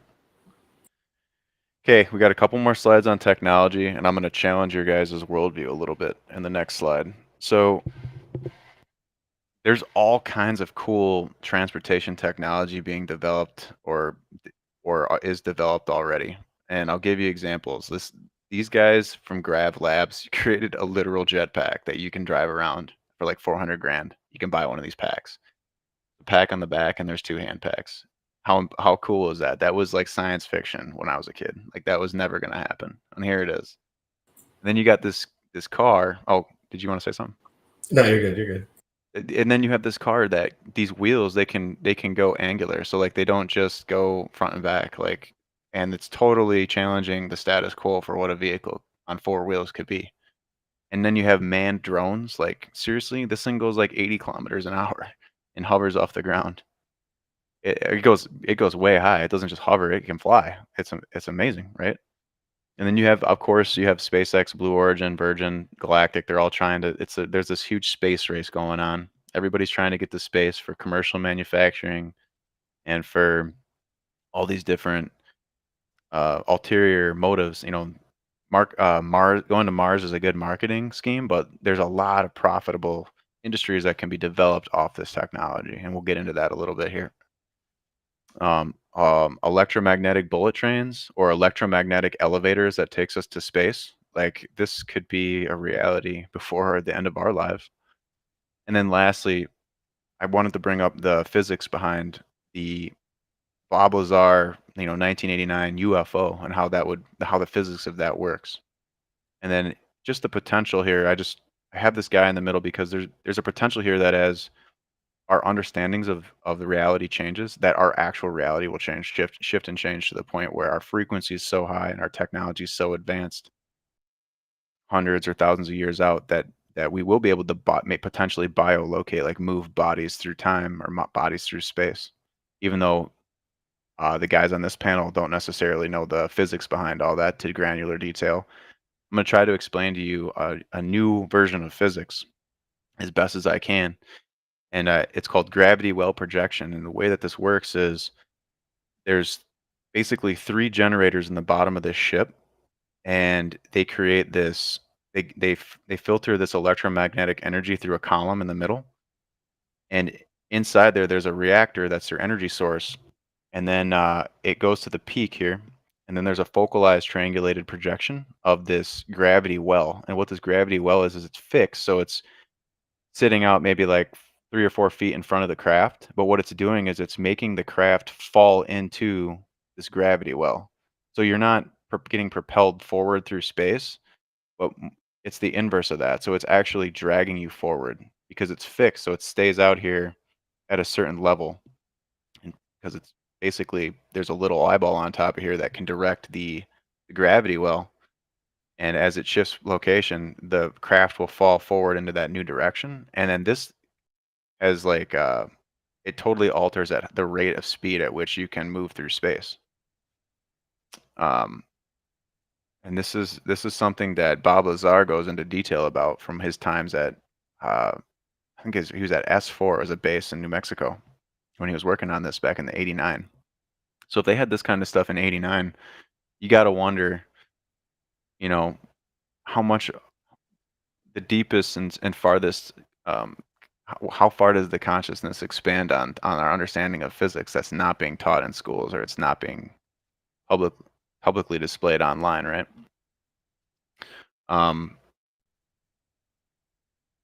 So I don't know, Wales, if you want to jump in here a little bit and talk about your perspective on space manufacturing, 3D printing, and the markets.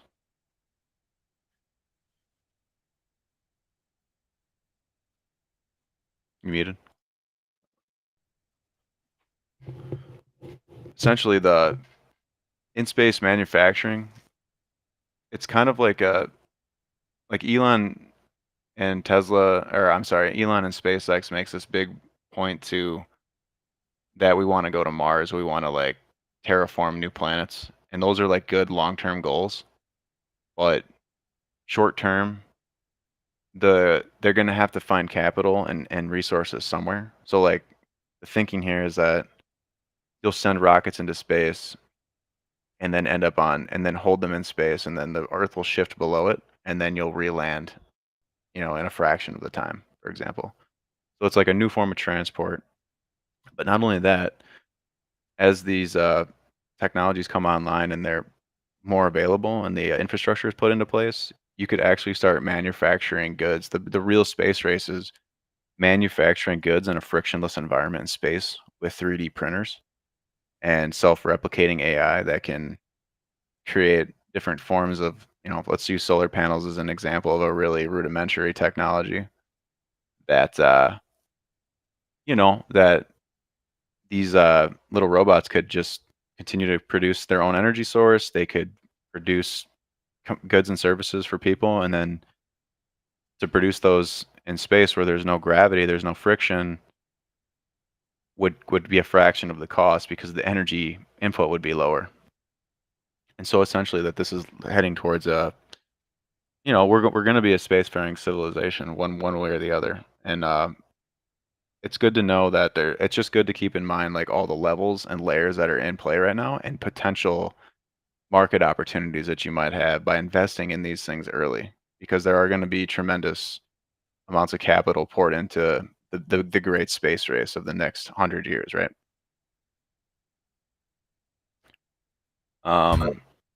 Yeah, go ahead. Yeah, that's something that Sam actually talks a lot about. Like I'm not gonna. We can move on from it because I really don't have much insight on it, but it's just an interesting concept. Like the future, like we were saying earlier, how we couldn't extrapolate what the cell phone would do for everything. Like it's just a small jump, really. Mm. Yeah. All right, so this part of the presentation is probably the most important part. It's going to break down the different frameworks for understanding your mind and understanding energy, and how that affects us.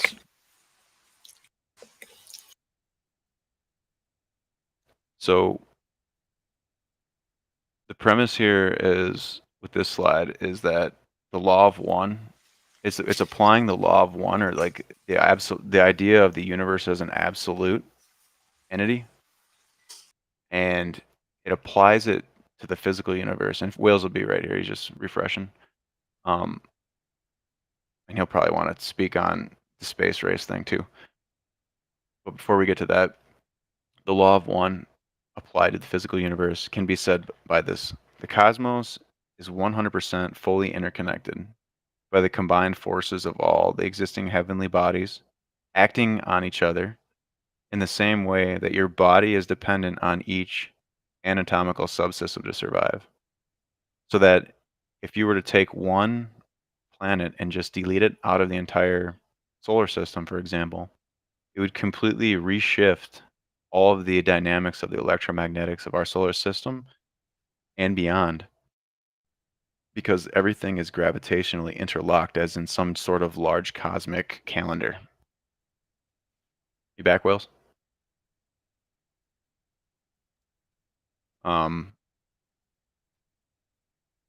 This will become very clear as I progress through why this is important.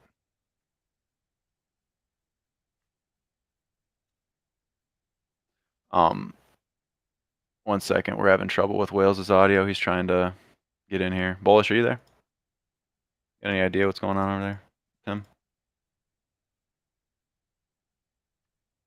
Tim? Wales, maybe try a different mic or something. So I'm moving through this pretty quick here, but this is basically the point of this slide is to, in the same way that the previous slide was trying to connect the dots between your human system and how it's tied to the Earth, and that the Earth is intimately tied to the sun and the other planets. It's trying to create for you a framework by which you can have a generally just have a general perspective on the universe as a unified whole system, right?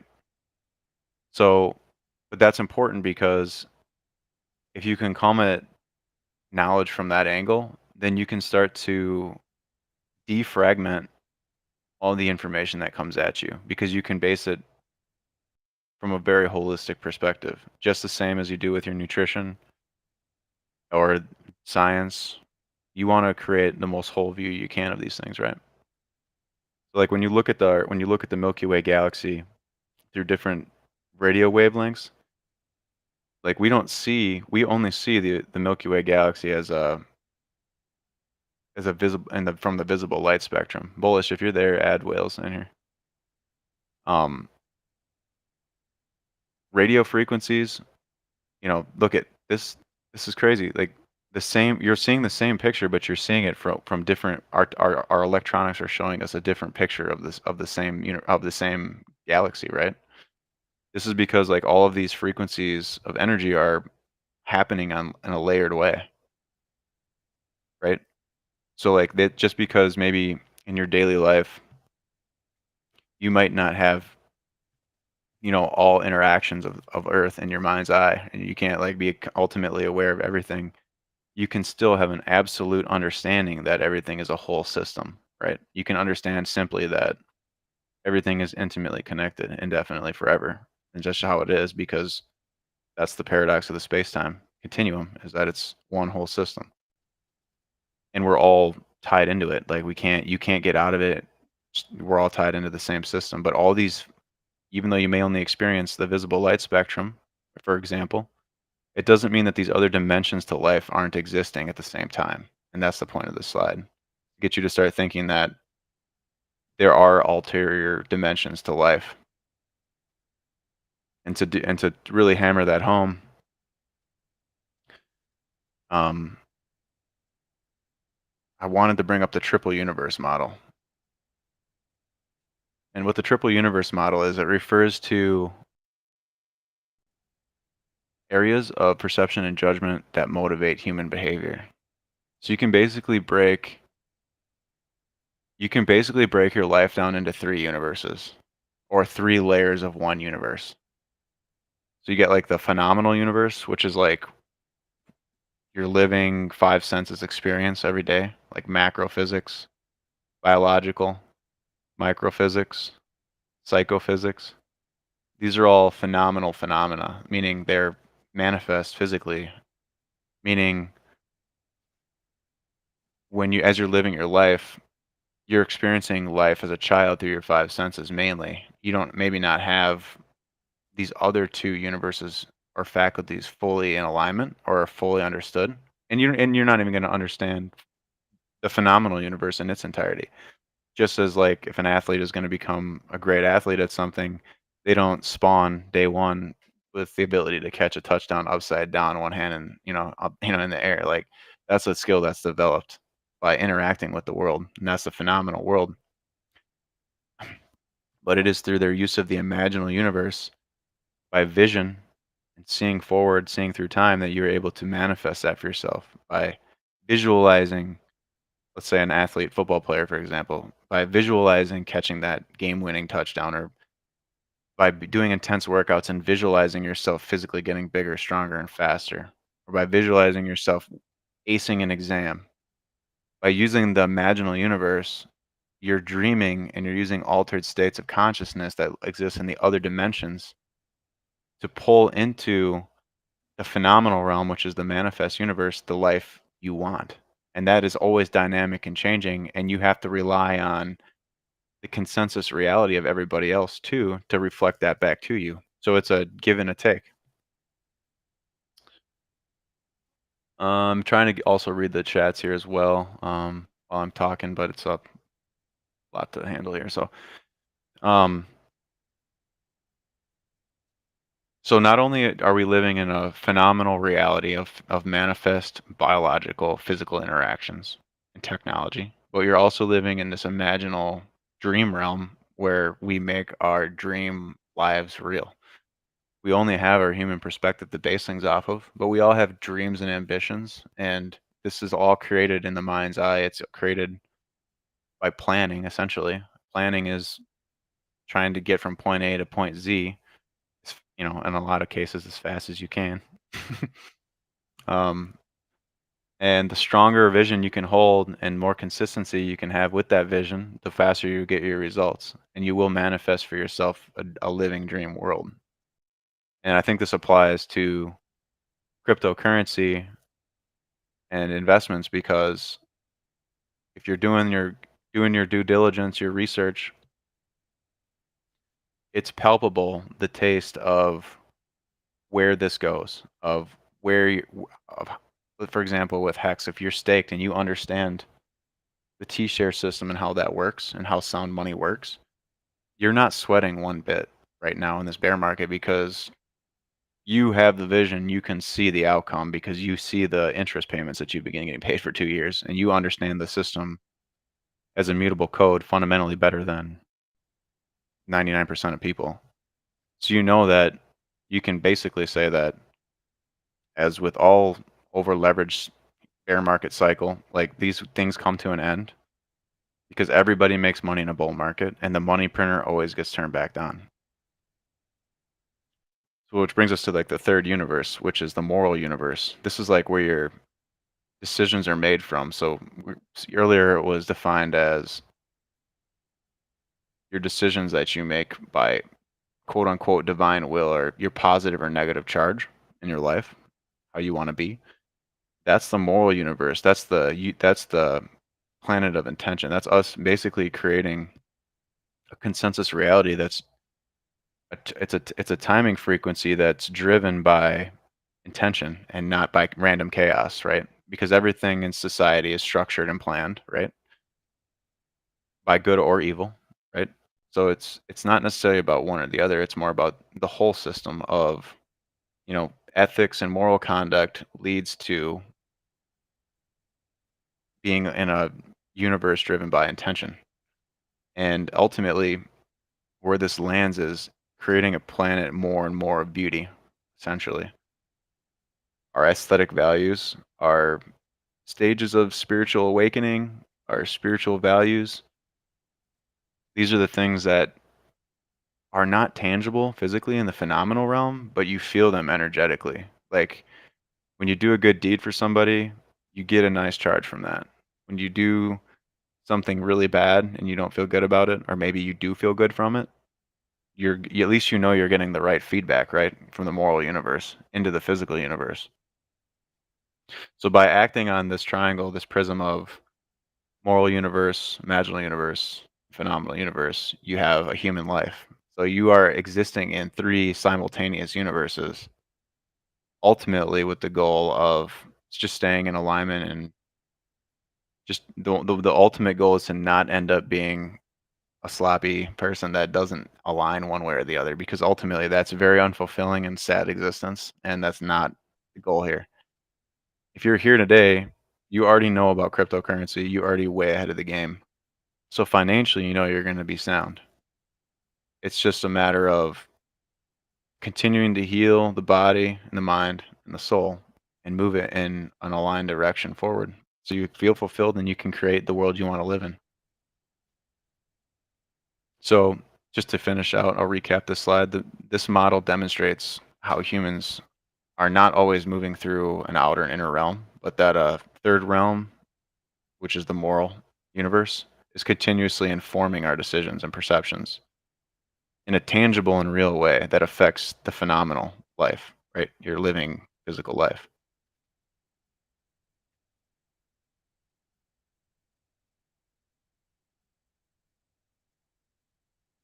I don't know if anybody wants to add in here, but I'm just listening. You're doing a great job. all right. I don't know if you can get a hold of getting Wales back in here. He needs to be added back in. I don't know what happened to Bullish. I'm not sure what happened to him. I'll All right. text him. Okay. So here we go. What's actually happening right now? Well, individuals are always going through this growth cycle of, you're born into the world and you have to learn how to survive.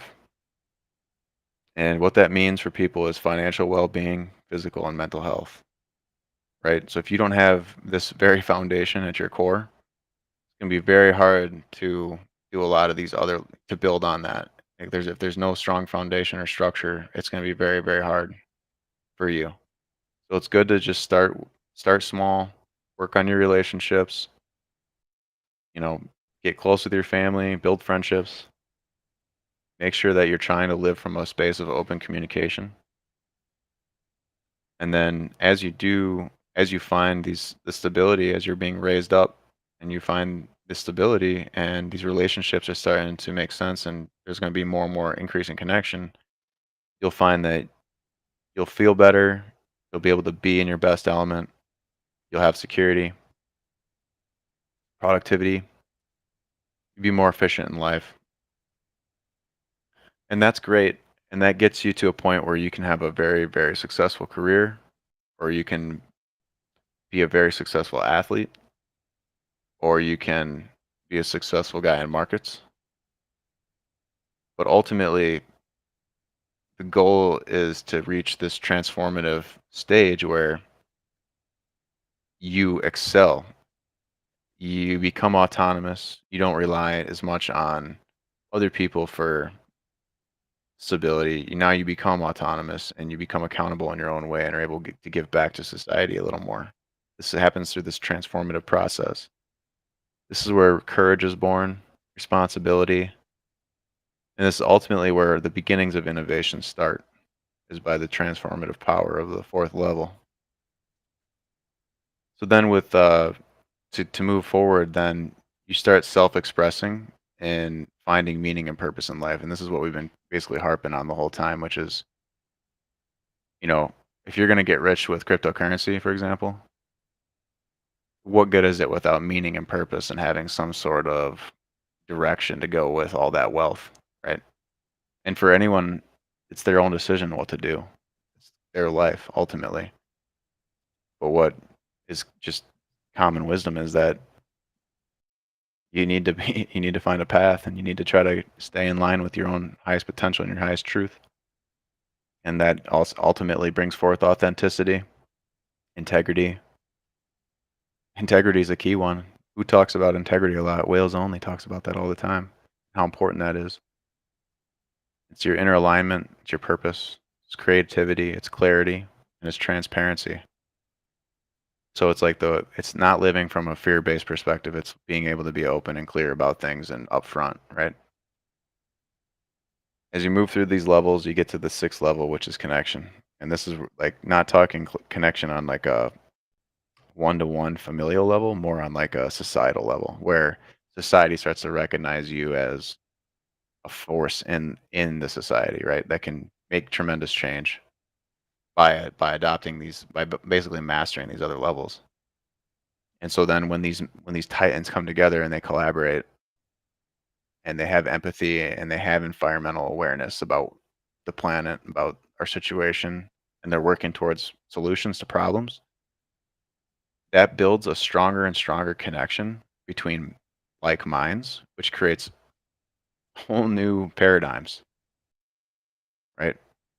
That's all of the new technology, all of the new solutions. This comes from being more and more connected. That's how that technological curve that I showed in the last stream plays out, is that humanity just becomes more and more connected. And the internet's an obvious example of that, right?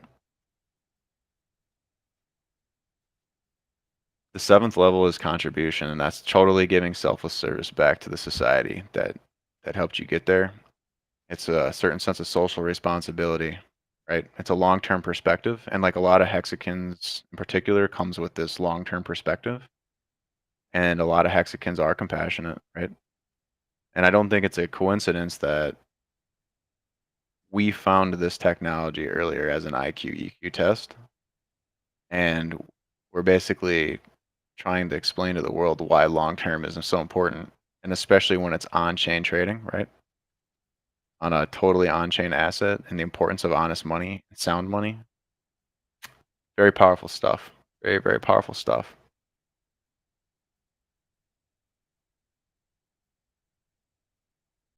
So I wish I had Orca here for this part, because he had mentioned earlier in the slides about the double slit experiment and Oh yeah. and these interference patterns. So if I'll start with this. If Say less, fam. there he is. Let's go. Orca. Well, I'll let you take it I away. didn't listen to like 7 different conversations at the same time. What was that? What was going on over there? I obviously was missing it, and I was sad. Richard hopped into a space with like a guy who's really into Dogecoin or whatever, but it's just really good engagement. Like he's educating a lot of people on crypto, dropping Sure. bombs, and just really providing some quality content to a space that is probably more about like just memes and hanging out. So it's just cool, man. It's good for the whole crypto space. Yeah, I'm definitely gonna go listen to that after this. Cool. But You if bet. you want to take this away, go ahead and talk on the double slit experiment and interference patterns. Sure. So the double slit experiment was done utilizing subatomic particles that were fired through a particle accelerator one at a time with a either gold or lead sheet that had this singular subatomic particles are shooting through the slit, and they should only be able to hit a backdrop. Or yeah, the backdrop is made of gold, which can absorb the particles. The backdrop should show a pattern similar to the slit that the particles are shooting through. And they ran this experiment and got results. They then used and they shot particles through it, and they got results that looked like a distribution model with different focal points of intensity. But as they ran the experiment the first time without utilizing any like technology process, the particles behaved in the way that you would expect waves to behave. So the particles went through these two slits, and like that picture in the bottom right, they actually kind of spread out in all these different directions, hitting those 1, 2, 3, 4, 5 different kind of focal fields. But piece of technology in the room to observe the process, the particles began behaving as particles and only going through the slit in a single column, or in a dual column in the case of the double slit. And they ran this experiment thousands of times, right? And the conclusion was that the mere of observing the experiment changed the conclusory outcome of the experiment itself. And these particles, right, they're not, supposedly like living sentient beings. So the question that is begged is, how is it that they behave one way in a certain context and a different way in another context? And so it speaks to something maybe beyond that of this traditional primitive science approach, the non-quantum science, the macro level science, where we expect the law of entropy to be a guarantee, when in fact it's a probability outcome. High energies tend to dissolve into low energy, but it's not necessarily the case. And at the ultimate microscopic level, the quantum level, sometimes it isn't the case. Sometimes things that are hot rather than cool down actually get hotter. And the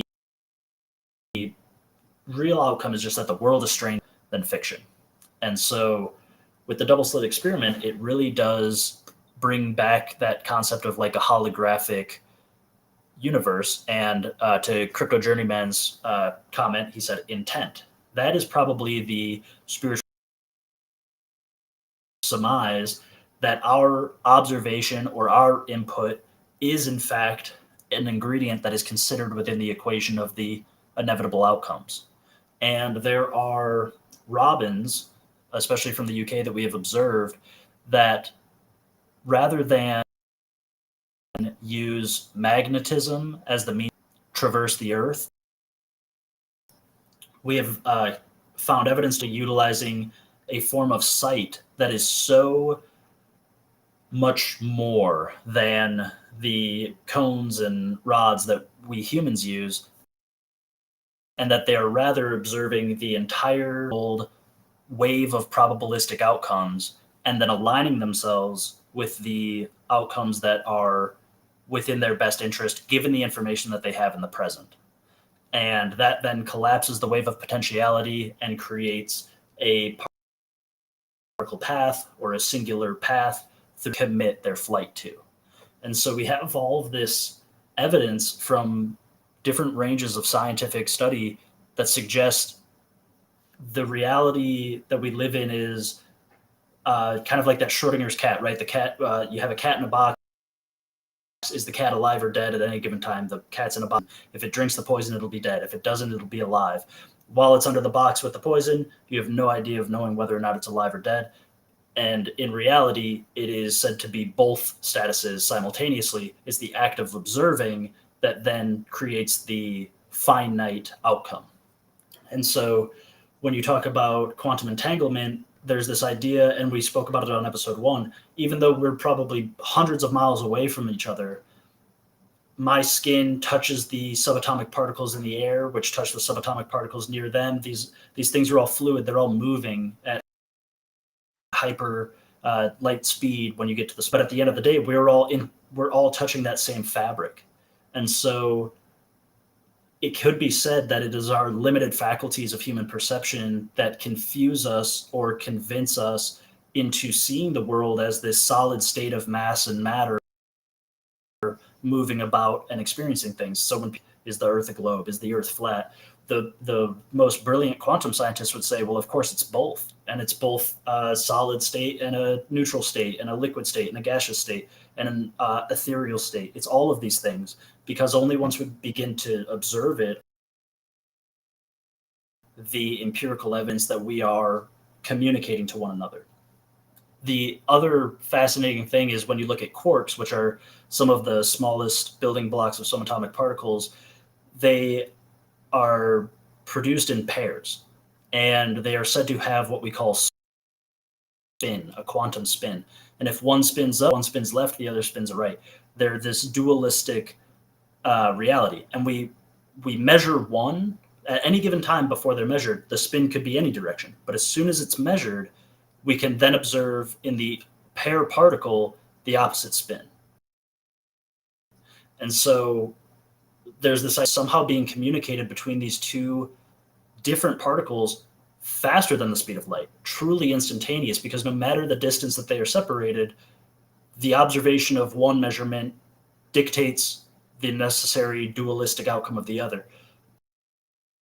So the real higher level, well, they're actually not two different particles. Our limited human faculty perceives these to be two separate things, but it's just one status building block. And we condense for our convenience them to be particles, but they also exist within a wave of potentiality. And that wave of potentiality is what necessitates, measured in one way, the other is measured the opposite. And so even if you could separate these particles thousands of light years apart and observe one, someone else could observe the other, you still can't communicate with your fellow scientists faster than the speed of light. And so it doesn't break the laws of relativity, of general relativity. It's actually just a interesting component to observing reality through the lens that things are not set in stone. And the wave of potentiality is in flux constantly. And it is the observation and the intention of the energy input into the system that necessitates that we can draw therein. So it's like when people start to get in these black and white conversations or arguments, these binary and Boolean conversations, it's such a myopic viewpoint with regard to the evidence that we have to substantiate that there is actually this high complexity to input ourselves into. Remember when I was speaking about that philosophy class and defining something by all the things that it is not, we utilize our limited ability of perception in order to quantify things that are in quantum flux constantly. They are up and down. They are and cold, but we have to observe them and input our actual conscious measurements in order to make those claims. But in reality, the wave of potentiality doesn't care. It is all of those things at the same time. Yeah, dude, that's awesome. What a good summary. Yeah, man. I mean, it's crazy because if you really comprehend what he's trying to say, he's basically saying that you are literally existing in two states at once. Like you might only experience yourself as yourself. I would There's argue like an infinite other number of states. You know, infinite the number, two states correct? being like what you think you exist in, and then all of the other ones which are also happening. Yes. Yes. It's crazy. And so as in the previous slide, we talked a little bit about this triple universe model and basically how that the moral universe and the imaginal universe, which are not tangible universes, are very much alive and real in life, in the processes of life, because we live in a universe driven by intent. And intent is a strictly moral code. It's a code, right? So it's a underlying, just as in you have DNA or genetic code, this moral code is also acting from a supreme level, the highest absolute level of knowing in the cosmos, right? And so these they're just as real, right? They drive our lives, and it's important to know that because of these, the side effect of being in a quantum state mentally allows you to literally create reality in any way you want. Now, there are limitations because of things such as consensus. When you have consensus in a world and you have infinite untold number of market participants, for example, they also have their own free will to act on the market. So it's not like you could wake up tomorrow in your infinite world and say, I want the price of Hex to be at like 2 cents or 1 cent, or I want it to be at $1, because ultimately you're relying on all of these interconnected layers of thought to decide on where homeostasis is met, right, on the world stage. So until the market's ready, like you can't. There's arguments for that. The deeper you dive into this, like the more you can actually tangibly change your reality, and I mean on a consensus level, right? And that's really exciting stuff, because essentially what that's saying is you can basically transport yourself to an alternate dimension, so to speak. It's like, I don't know if Orca, if you want to try to explain this, but it's kind of like getting into Bitcoin when it was $10, and then before any consensus was made on this idea, there was something inside of you that you were willing to take the risk, right? And so you manifested for yourself like a life altering experience, Yeah, I think, because it's kind of about being in time, in sync with time. and that speaks back to like Nikola Tesla's research in his private journals where he described the genius frequency. And so when you were showing those alpha, beta, delta, gamma waves, he referred to he several times he stated in his personal journal that he cannot take claim produces because he's merely a radio antenna receiving information. And his concept was that the universe and the atmosphere, the ionosphere, is producing these frequencies, and that he would meditate and simply align his internal resonant frequency of being with that of the greater whole, Gaia, the Earth. And so he was being this special gifted knowledge because he chose to open up his, mind, body, and soul to the possibility of learning from this all wise greater entity than himself, right? This concept that there's something larger than ourselves out there. And by utilizing that, he admitted to as being the inspiration behind his achievements. And so I have, from a young age, always had this feeling of a natural pull toward seeking truth and discovering and embracing innovation, embracing community, embracing collective energy. I've seemingly benefited from that in ways where my life experiences have kept me on a path where I haven't undergone extreme danger or harm. I have been to receive great benefits in the form of knowledge that has been imbued to me. Some people don't realize, like, some of the most impactful information I've ever learned came during a restless night where something within me kind of just told me it wasn't time to sleep yet. And so rather than like force myself off from the world, I allowed my body to wander around. And then I would end up in a conversation on the internet, typically with somebody who it was like the middle of the day for them.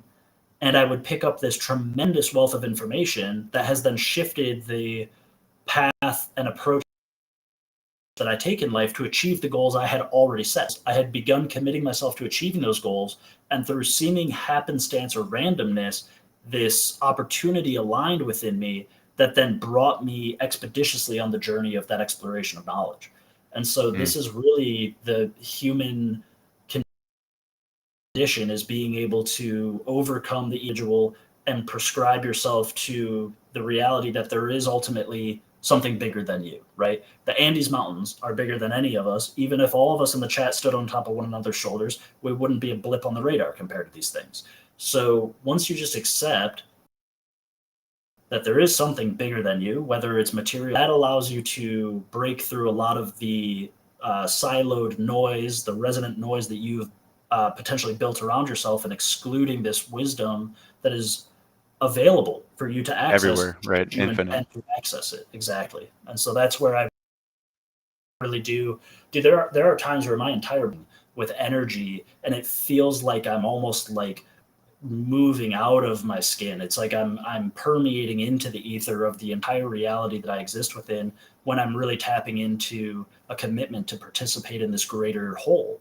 Because ultimately, the particles on my skin, the electron cloud that they exist within, and the magnetism that they localize within is permeating constantly with the surrounding environment. And so it's not a far stretch to believe that there is a greater than a non-zero probability that the existence of my physical, measurable, observable self is actually participating in extremely vast distances of space and time that I'm not maybe consciously considering myself to participate in.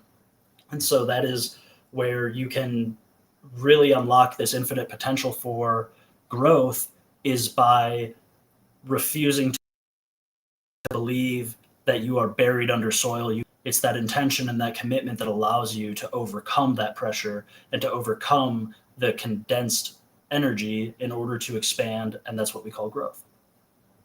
Mhm. Yeah, so this is how, again, to kind of reel it back in, like this is how you identify things like a really great investment early, is because you have these fundamental thoughts about growth, right? You're looking for it always. And so the window pane by which you're looking through is got a target lock on it that's looking exactly for that, right? And that's the how you're defining your own life for that. So you know, some of us are going to apply it in some ways and some of us are going to apply it in other ways, and all ways are okay, right? Essentially, you get to live, I can't say this enough, you can create your life to be anything you want, literally, especially in the information age, because of the data rate at which we can communicate and create new innovation, right? Your life's going to be something, so you might as well make it what you like. You know, 100%. it's going to give you a fucking card. I promise you. And not 90% of them are not pleasant. And you can really pick what you want nowadays, because there's no really, like, the whole education thing is kind of changing. Like the way people transmit information is changing. Like the whole landscape is changing. The financial assets are changing. So you can really recreate yourself at any moment. If not any time, like if you're a young man at this time, like, obviously you could be any age, but it's a great time to start thinking like bigger and start moving forward and start looking for opportunities all the time in your life, and trying to be less distracted by the things that really make no difference. In all of it, nothing really makes a difference, but some things make a fake difference. We can't say for sure, but I can tell you for Yeah, sure right. that all four of us have went from unconscious to increasingly more conscious, as like, because it's just we've all been through some sort of a dark night of the soul, all four of us, and they'll know those things aren't pleasant, but they're the most formative points in your life that will set you on a trajectory, like pulling a rubber band back into darkness and releasing it and watching yourself fly toward the sun. Only you decide where you land, essentially, because it's a momentum based thing. What's up, Absolutely. Wales? See if you can hear him. He's dealing with some crappy mic right now or something. All right. So last thing I want to say about this slide, if you could pull up the slide here,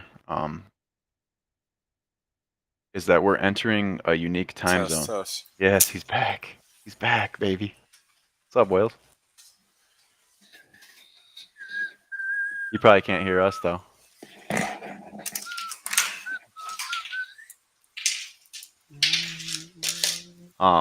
This is a. Well, hold on here.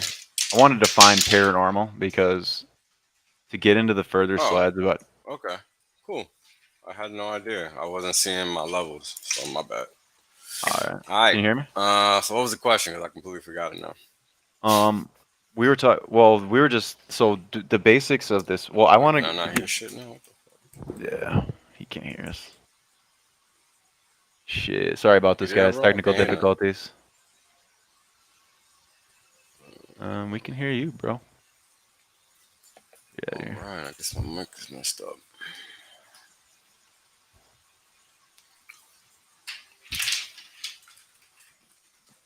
So I so think Rich para is is like a root word. real quick, so I'm just gonna pop over there, but I'll still be listening. Okay. I'll pull you back in a little bit.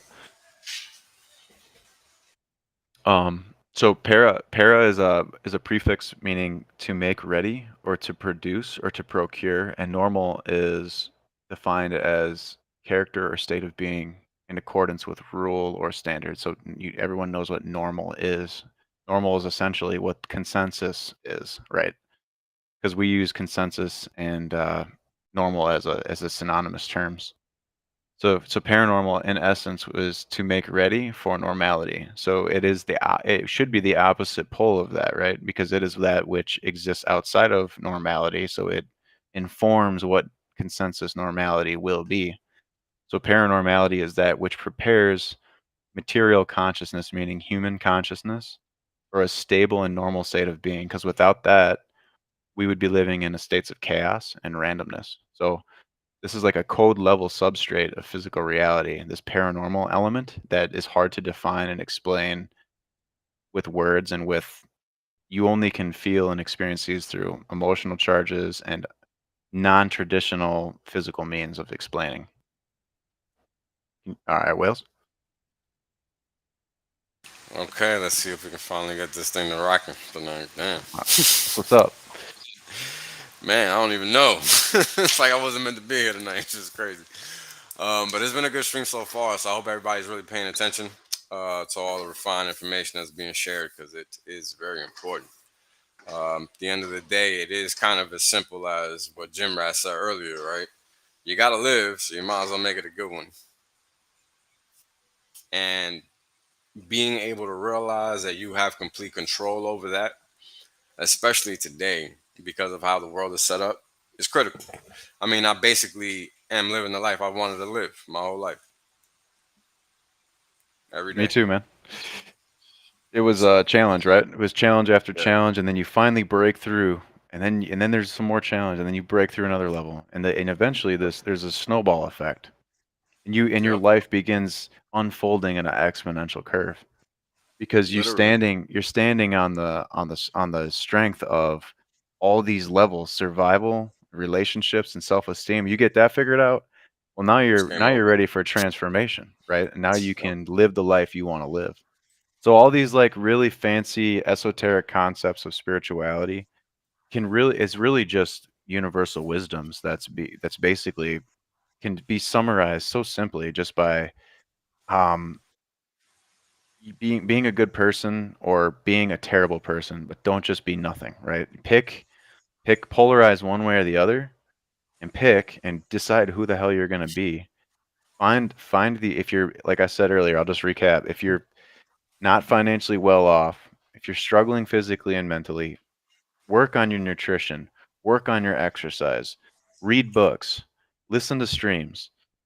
It's all for free on the internet now, you guys. So like just try to break through the resistances in your relationships. Get closer to family because when you do those things that don't seem like they matter or they're not going to have an impact on what you want your life to be, they do. They do in some intangible, unexplainable way. When you build connections, number 6, as you build connections, you build a network. Your career explodes, your finances explodes, your friendships explodes.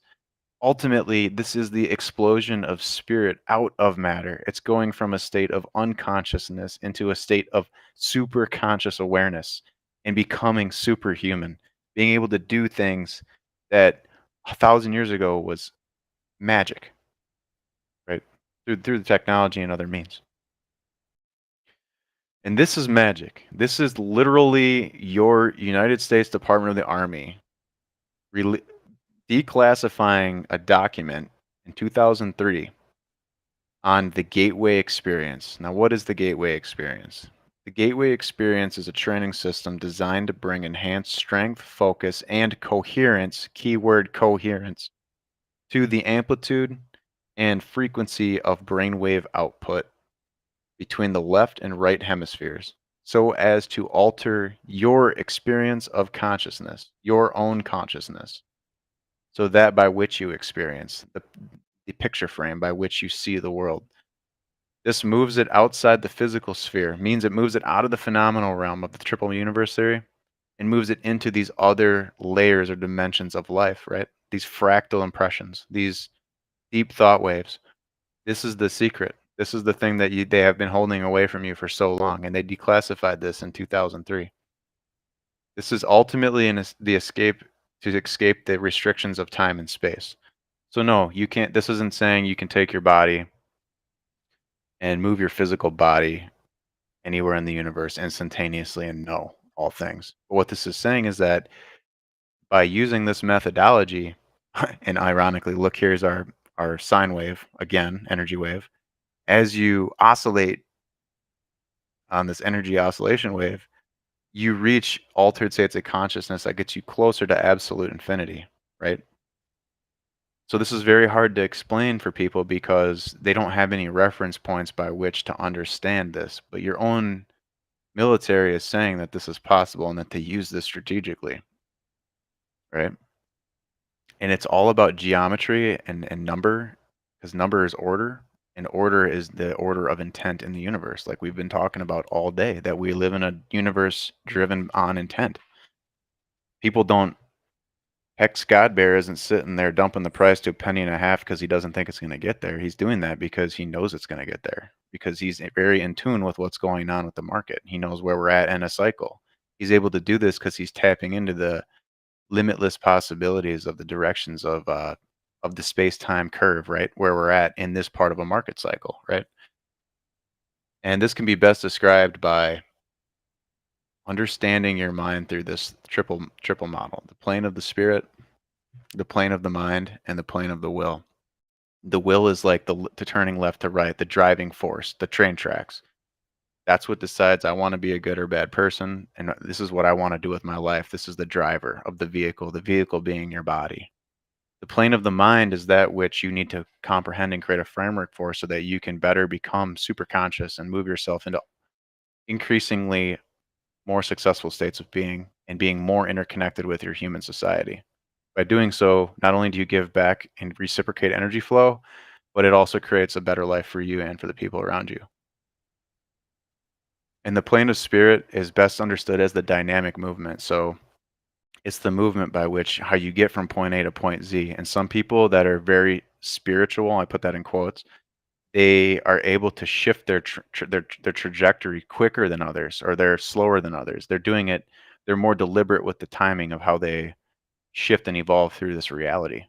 And they're able to do it with some form of understanding of this gateway experience and the visionary capacities of the human mind. So as we go into the next few slides, we're going to dig deep into the mind.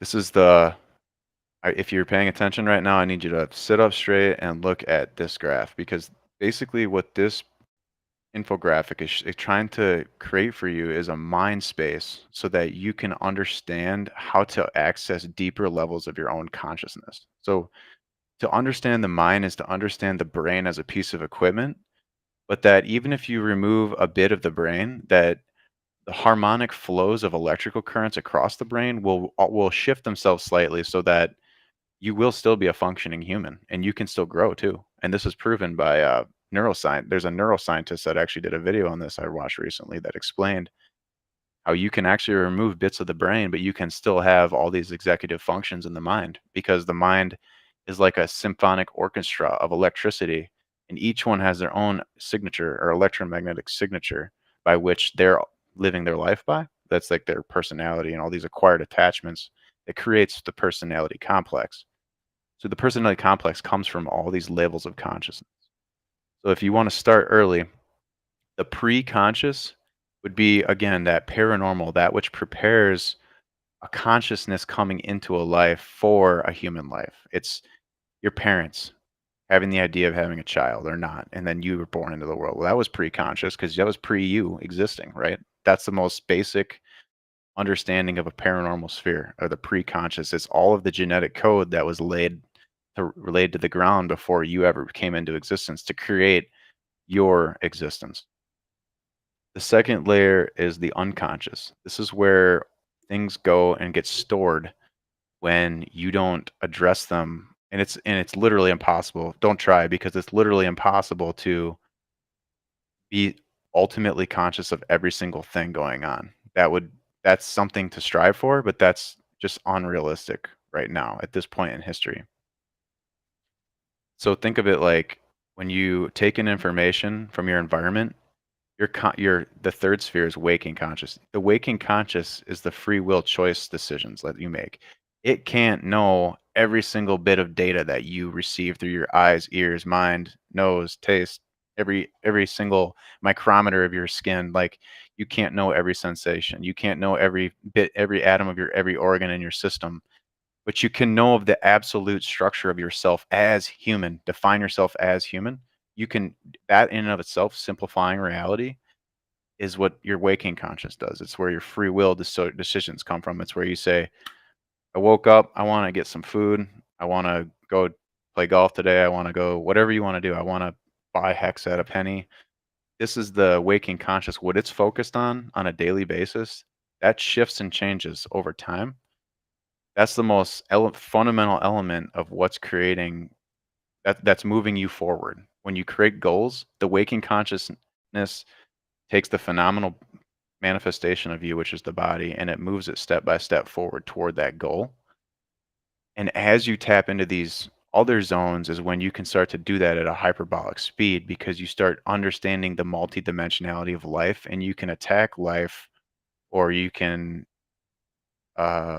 manipulate life in a way where you can create results faster, or you can like plant seeds in people's minds to create outcomes that are favorable to you. Like, these are tools by which you can understand yourself deeper.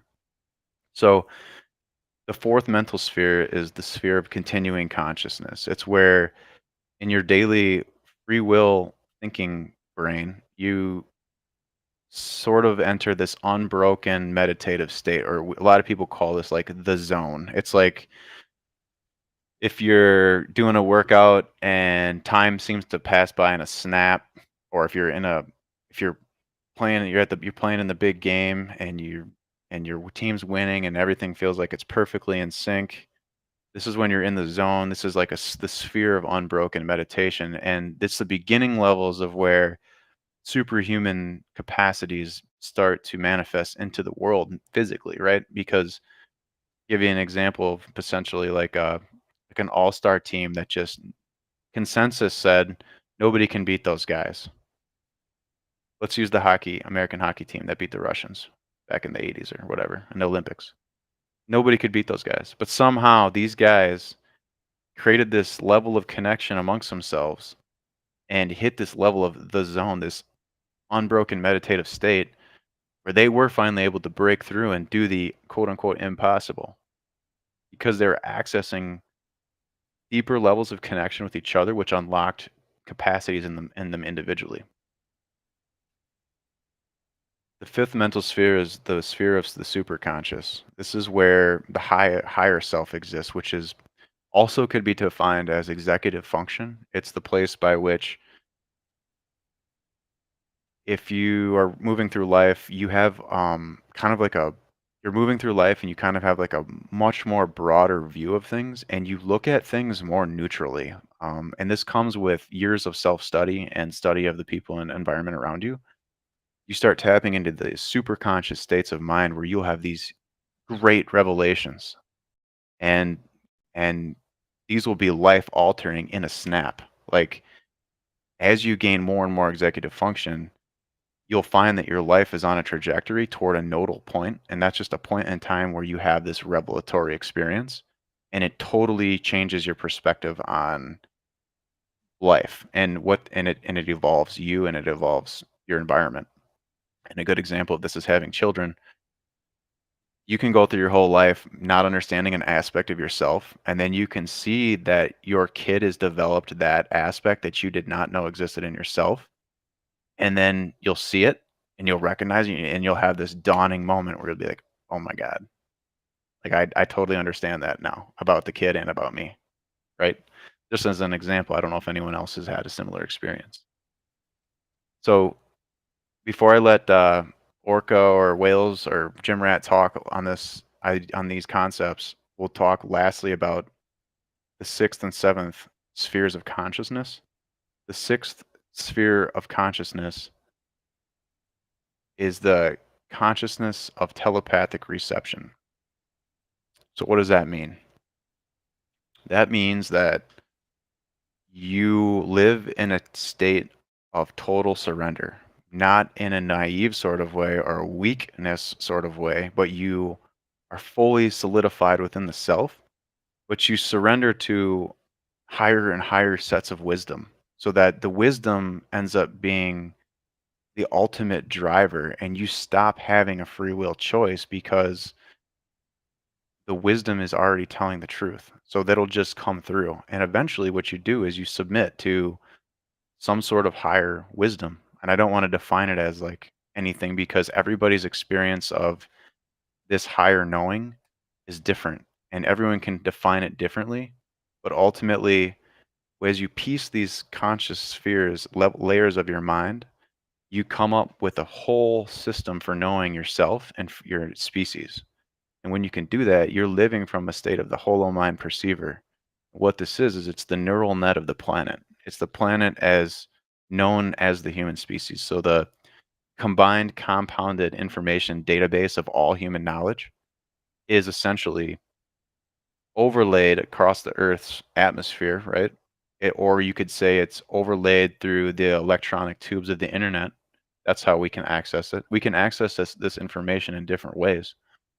And it's important not to close off any which way because data can come in from any multidimensional angle in a world filled of just strictly consciousness because consciousness is physical, it's moral, it's imaginal, not imaginary in the sense that fake or like not real, but imaginal in that the visionary complex. So the best way I can describe that is Steve Jobs had the idea for the iPhone and it was just an idea and it was an idea that was probably never going to come into existence, but then he did it.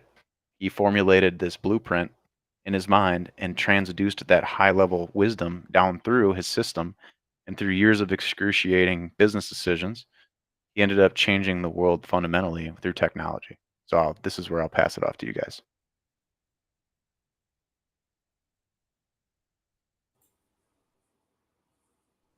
I guess I could jump in since you guys are taking a little while.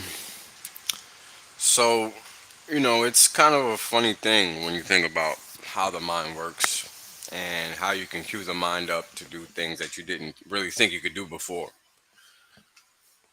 When we enter this realm of investing and trading and whatever have you, we essentially have to learn how to rewire ourselves because we're not essentially built to actually play this game.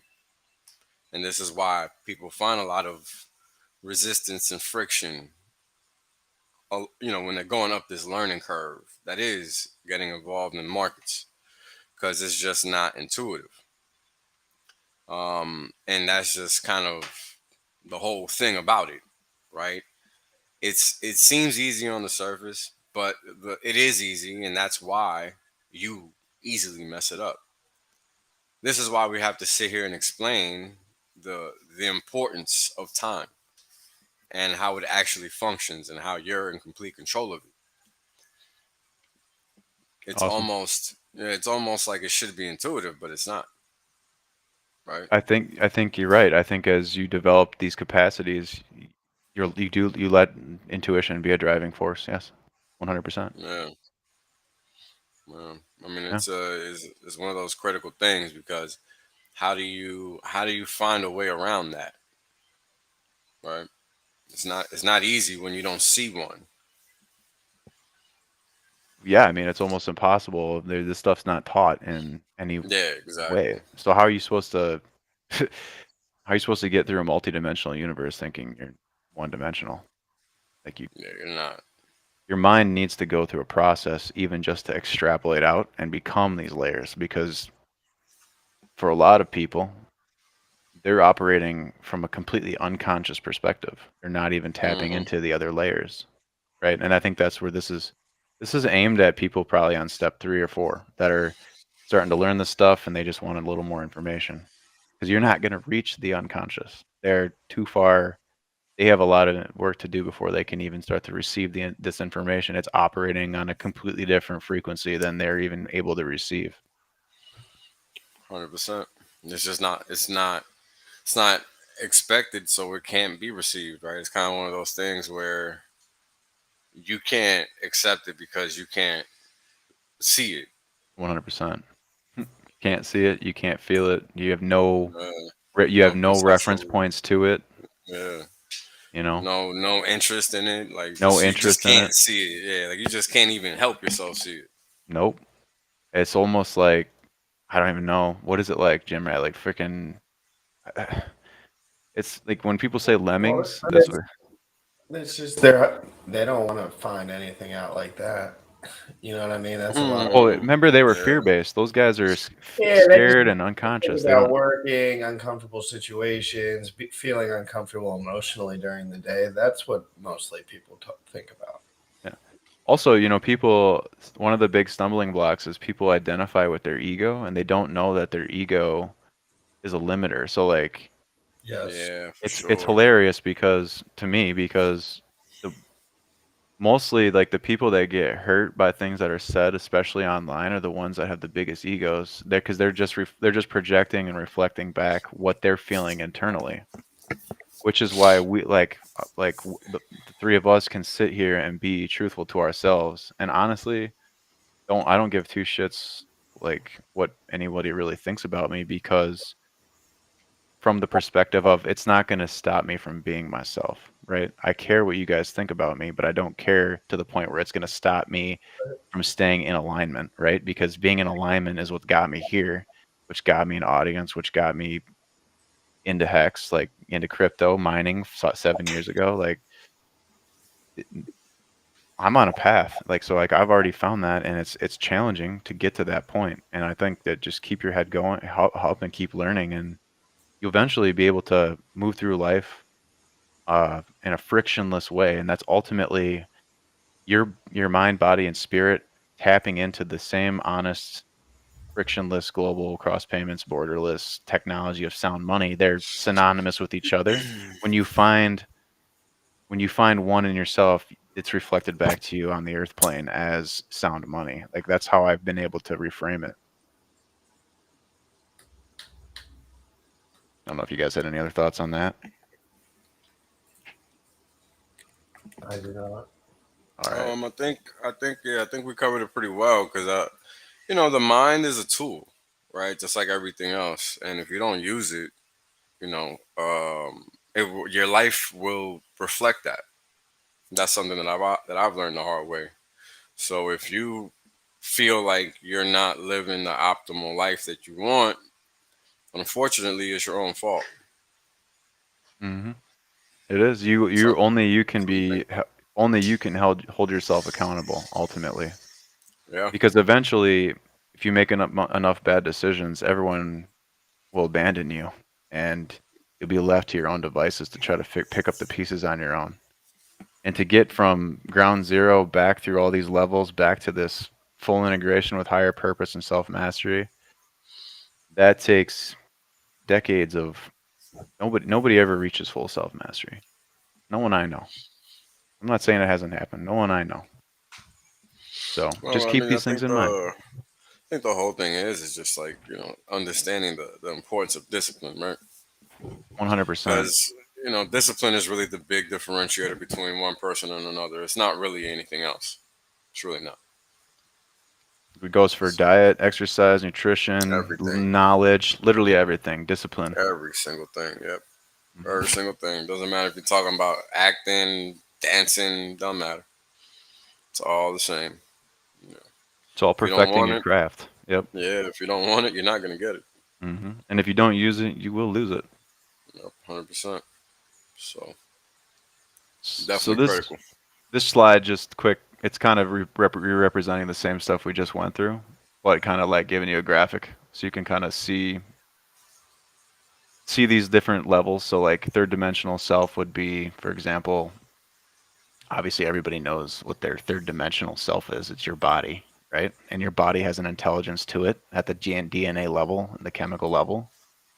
And then when you tap into these fourth dimensions, fifth dimensional energies, that's the stuff that's harder to describe, because it's not harder to describe from the perspective of Steve Jobs inventing the iPhone and creating and taking an idea and changing the world with it and creating manifest reality with it. But it can be, but in order for you to understand it for yourself, you're going to have to dig deeper on that and find out what those other dimensions mean for you. So I don't want to spend a ton of time on this, but just give you kind of a visual that, and just remind you that, as Orca mentioned earlier, that like maybe you're in a high vibrational state, or you're in like a really engaging conversation, or you're in the zone, and then like a piece of paper falls off and like it's just a sign or some sort of a signal from the universe telling you that that subtle energies are trying to give you signs about that you're onto something, or that you're, and this is all self-defined, and it's hard for science to define what these signs and symbols will mean to you, because it's up to the individual and their level of awareness to perceive these things, right? So the universe is always trying to give you signs, and you need to be trying to increase your awareness of these things to know, for example, when a market's bottoming or when a market's topped. I'm just using that as a very basic example. Just like, it's very simple. Just listen to the consensus. Once consensus gets swayed one way too much, that's when you know you can safely take some off the table or add some. This slide here is kind of going into a lot, honestly. We're talking about a 13,000-year timeline of history, and the shift of consciousness over time, from pre-Dark Ages, where we had tremendous societies like the Egyptian society, and prior to that, there's records of transcendental societies that might have existed. And if you want to dig into that on your own, you're more than welcome. But just the graph here is basically, again, that same sine wave formation of us going through the drought of consciousness 2,000 years ago, and how we're now coming out to modern day, where humanity once again is getting a chance to go exponential, right? And this graphic on the left, it's basically trying to describe the timeline of the human, from an unconscious state of mind through the levels until the species itself became increasingly more conscious by understanding itself in the cosmos. So it's a very big idea. And ultimately, once the human knows the earth and knows its mind, it can start to understand its time. And if it can understand its time, it can truly understand its place in the matrix of life, which is all fractally driven. These are very large concepts, but and they might not fully be relayed in this presentation because we're getting near the end here. But these are important things that if you are drawn to these ideas, that you take the time to search and look into this stuff, because that's like your own calling. Your own soul is like asking you to like look deeper into these things, right? So I won't spend too much time on this slide, because here we go. We get to talk more specifically about time and how that plays a role right now in this point in history. So if we got to stop thinking of time as like a linear progression from like the year 1900 to the year 2022 in a straight line, we got to start thinking of time more of like a space.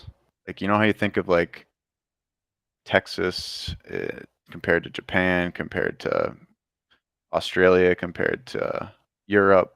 These are places, spaces, and time is the same way. Like, you need to think of time as in time zones, more like spaces in history. If history was a space, like if you could extrapolate out and see our solar system moving through space, you would see that every 10,000 years we come back into this light photon band here, where all of the energy is highly charged and all the particles are highly charged, and it has a serious effect on our sun, which then has an effect on the life on the planets. So our solar system has basically re-entered this 2,000-year band that increases the rate at which life on in this solar system evolves and from. And to like give you a visual for what moving forward through time looks like, you look at this spiral graph. Imagine these are galaxies moving through space. Well, they don't move in a straight line. They move in a circular, or people say time is cyclical. It's actually radial because it's moving forward in a spiral form. So radial is the true nature of time. Cyclical is a 2D expression of time. We're actually a radial species, but we just don't understand that yet. This is because we don't understand the multidimensionality of our own lives. And we also don't understand why blockchain is important right now. We might like to chase the mad gains, but the mad gains are there as a function of the times. You know, being early on life-changing technology and this sort of thing.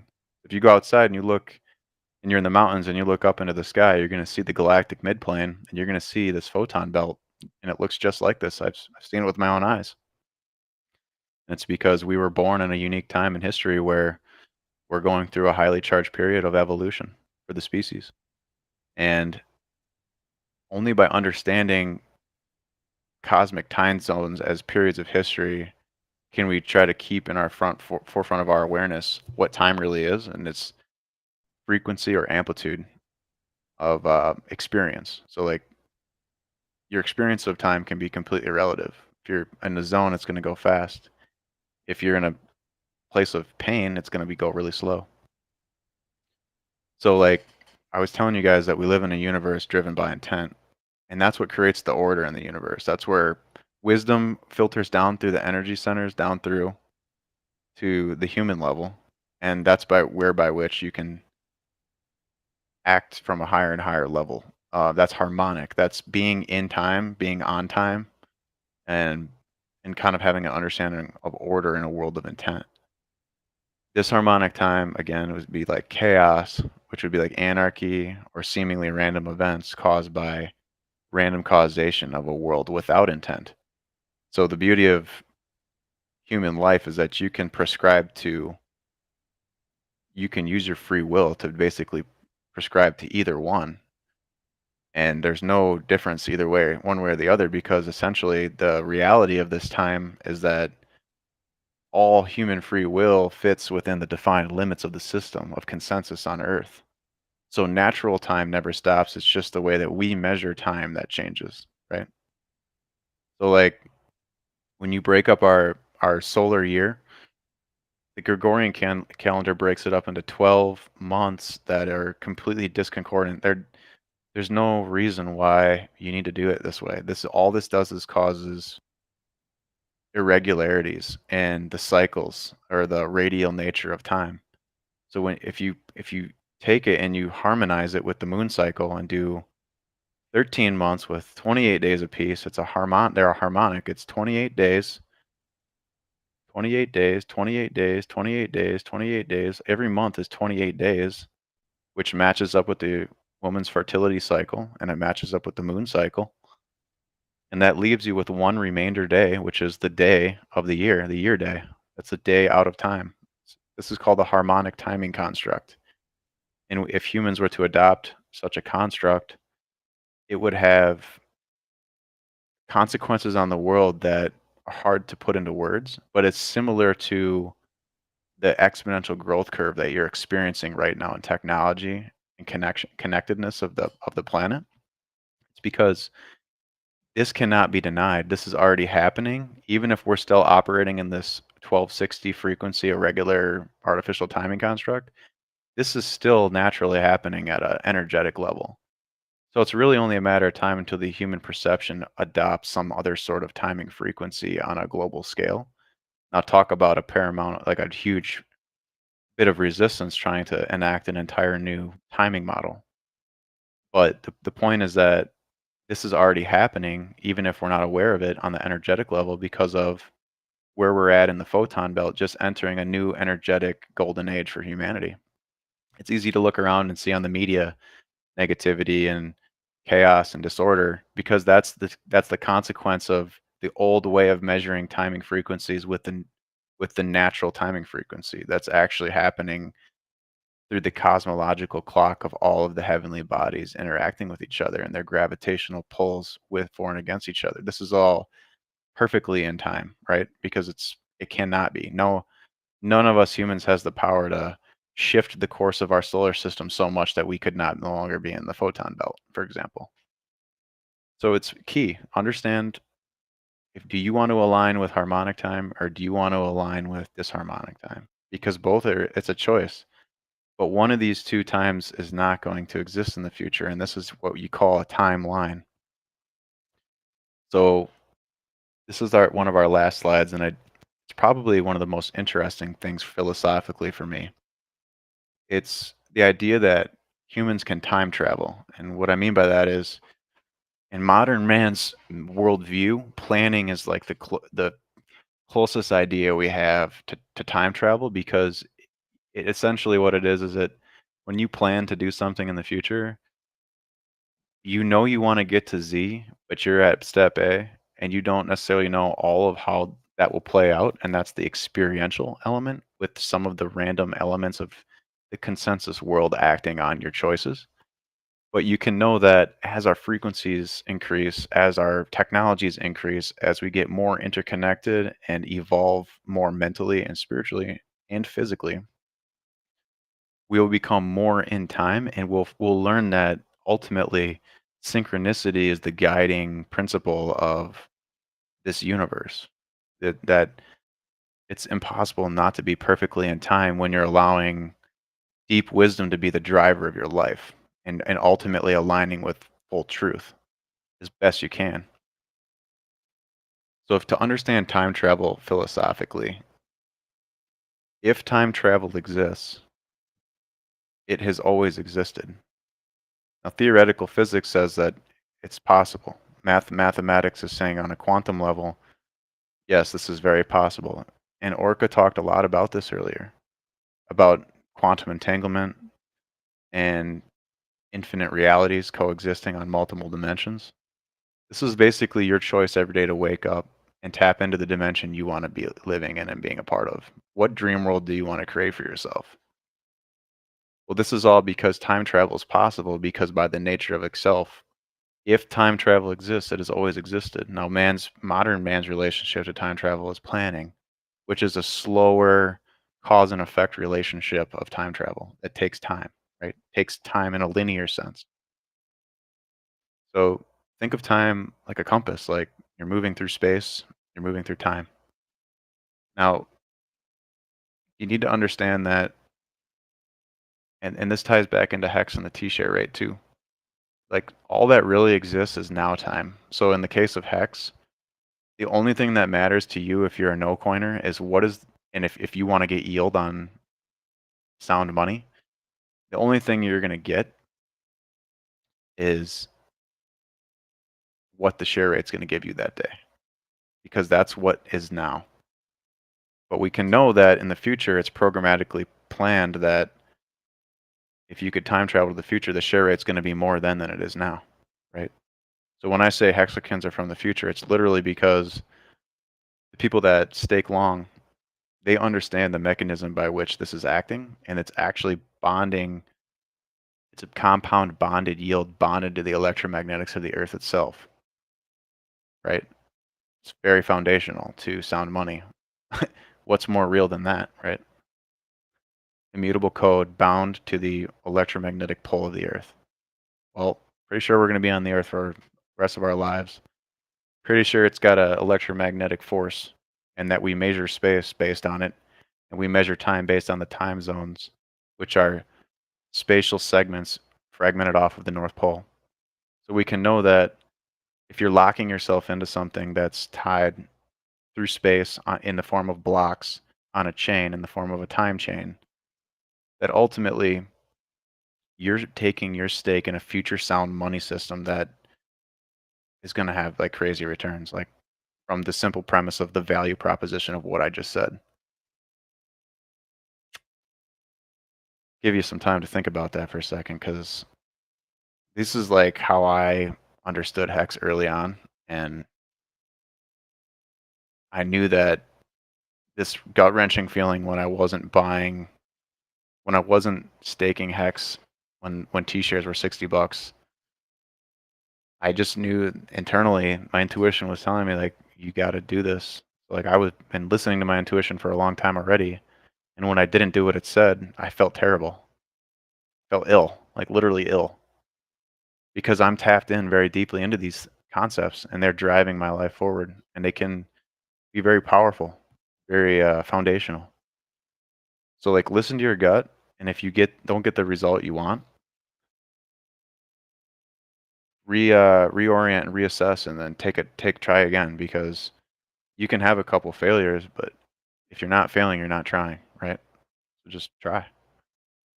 So the timelines thing, just by the nature of energy and visualization, you can create for yourself any timeline you want within a certain consensus reality that is shared amongst us. Unless you become so transcendent that you can literally vaporize yourself through a wall, which I don't know anybody that's there yet. Not saying it's not possible, 'cause from a quantum level, it is possible, because communication can happen between twin particles across any distance by just flipping the charge. Pretty fascinating stuff. So the limits to this time travel notion is that you're limited by the amount of energy needed to create the desired outcome. So whether that be some sort of technological device that is some super futuristic energy source that's super huge, or whether that's like some sort of spiritual source of energy that is infinite in capacity, everybody's different how they're going to approach this, and it's not right or wrong to do it one way or the other. Ultimately, you're only limited by what you believe is the limits of your energy source. So I don't know if you guys want to hop in on any of these last few slides. If you do, just go ahead and say something. Otherwise, I'll try to close it out here. You there, Wells? I think, yeah, I'm here. I think it's just important for people to really focus on the main theme, right, and how it's critical for them to understand that they can actually manipulate time to benefit them more so now than ever before, and that's kind of the whole point of everything that's been said in this stream.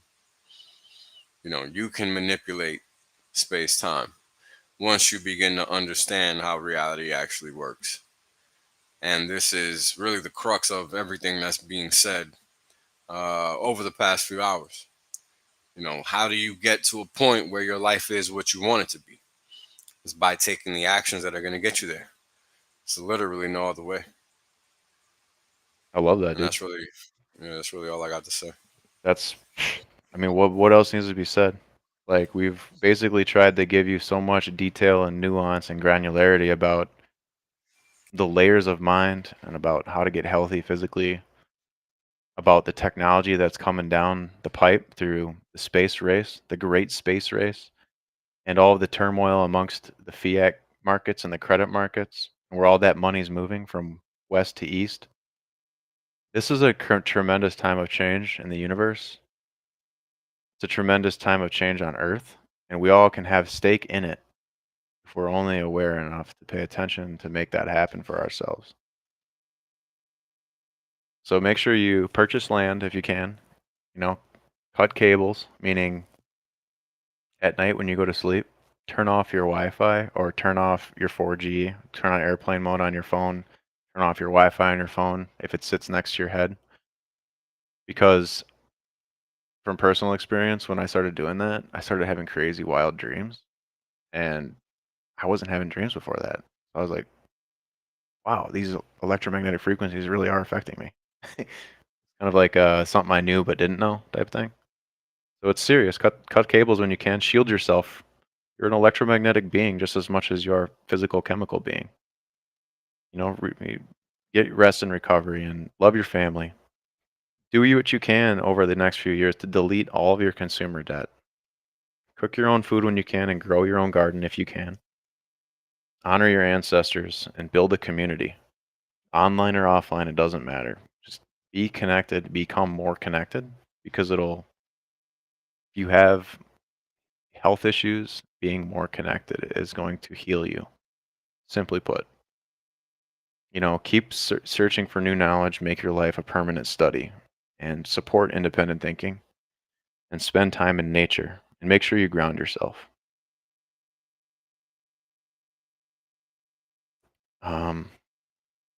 Probably a good time to pull up the panel. I don't know if you're there, Bullish. He might be gone. If he's gone, we'll just go through a couple bonus slides. Yeah, he stepped away. So you might All as well. right. All right. So this is just kind of like we're past the point now where we're kind of done with the main talking points, but this is just kind of like a cool slide that shows you a mycelium network, which if you don't know, fungus is like without fungus, nothing can grow basically because it's the intermediary connector between all living plant life, like in the soil, because it connects through these. It's called a mycelium network, right? It's like, and it looks just like the neural network of a brain. It's amazing to me that these fractal patterns play out in our own biology the same way that they play out in plant life. Same could be said for a star system. You can see a similar formation. And then on the right, we have a 3D map of stars. This is basically just trying to show you the shape of the Milky Way galaxy. And I thought it was funny that looked like an energy wave like we've been showing for the last 2 live streams. We've basically been showing you guys the sine wave. It's everywhere. It permeates every layer of the holographic universe. This slide here is just it's basically a bunch of old ancient education systems, old ancient teachings that are all kind of saying the same thing about the 9 dimensions. And they all describe them in different languages in different ways, but somehow they all came up with a similar pattern. And remember, pattern recognition is a sign of intelligence. So if humans all across the globe that were culturally different and didn't have connections to each other were all saying the same thing, it kind of makes you wonder, you know, what's actually happening, right? What's actually going on here? I think by now you should at least be questioning if you came into this stream thinking everything was just a physical universe and you stuck it out, it had to have been something compelling enough to keep you here that you're like, huh, maybe there is multidimensionality to life, right? And here's the flower of life, and here's a cell as it's fertilized, as it divides. It's the same pattern recognition you see in this flower of life as it is in the cell dividing, right? So these fractals, they're playing out holographically on all these different levels, and it's all just code, genetic code, or language codes, or moral codes that decide the direction of all these life processes playing out. I don't know if I want to say much on this slide. Let me just give you guys a look at this slide. It's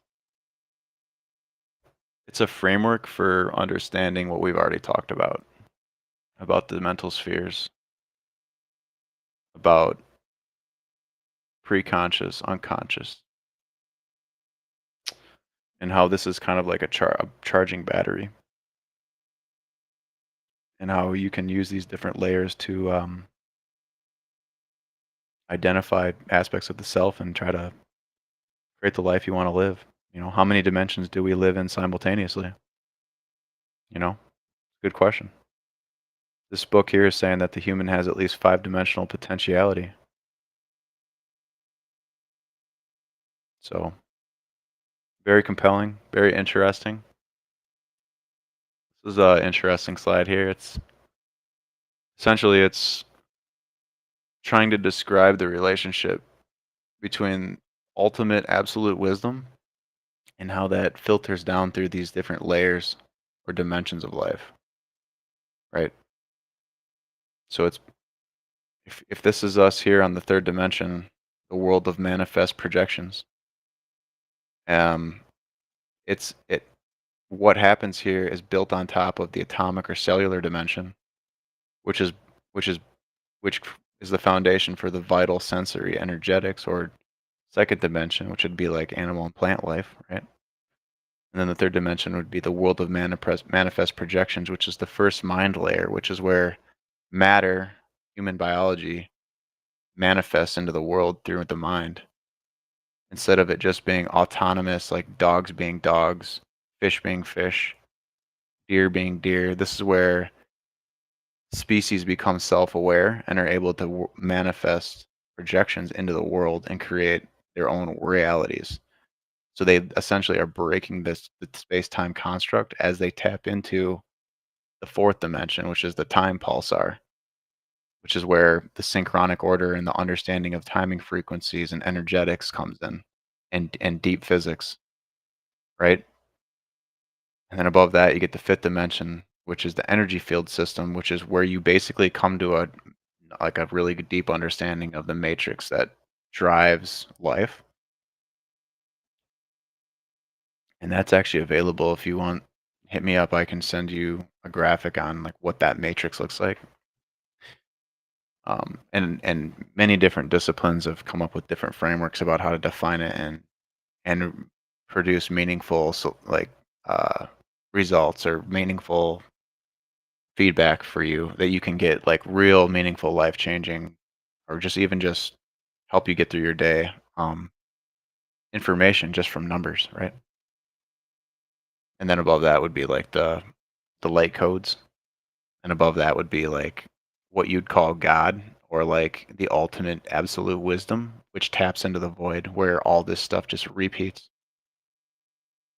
So in closing, um,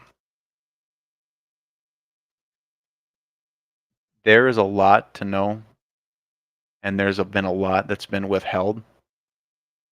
And as a Hexican, I take a lot of pride in being a Hexican. I take a lot of pride in being a Bitcoiner and Ethereum too. And that they're going to shift the sound money landscape, which is going to give us a foundation by which to build the world we want to live in. This is the most simple way I can put it. But that doesn't mean that I'm going to be ignorant of all the deeper levels of this so that we can do it in a super awesome and powerful way. I just want to thank everyone in the chat for being here. I know it's been super long, super deep, and I appreciate everyone on the panel for their input. Thank you so much, Axis. This has been great. I've just been taking it all in. Yeah, it's just groundbreaking stuff when you really sit here and think about it, because it's not even anything like out of this world. When you really, really break it down to bare bones, it's really not. Yeah.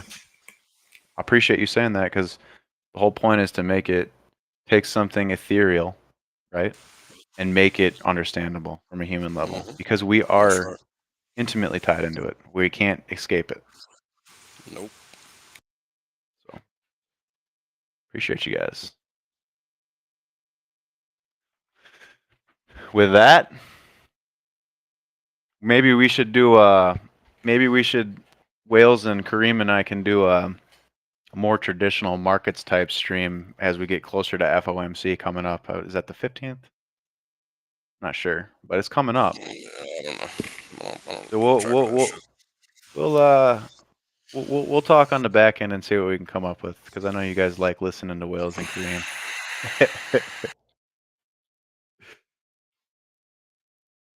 Kind of reading the chats here. Bullish, if you're good, we're good, brother.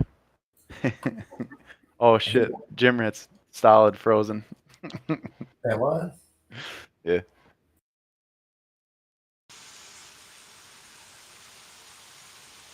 Here, I will message him real quick. I don't know if anyone's looking at the hex chart, but I just got a message that there was 9 million hex just bought on Uniswap. Did we just hit a new low or something? And it got triggered on order? No idea. Haven't watched the chart in a while, so I don't know. Take it easy, Breezy. Yes, sir. Appreciate you, brother. Yes, sir. We'll be back. Easiest game to play, so I'm not making it harder than it needs to be. Love it, man. Be good, brother. Yes. Thanks for being here. Same to you. All right, For peace. sure.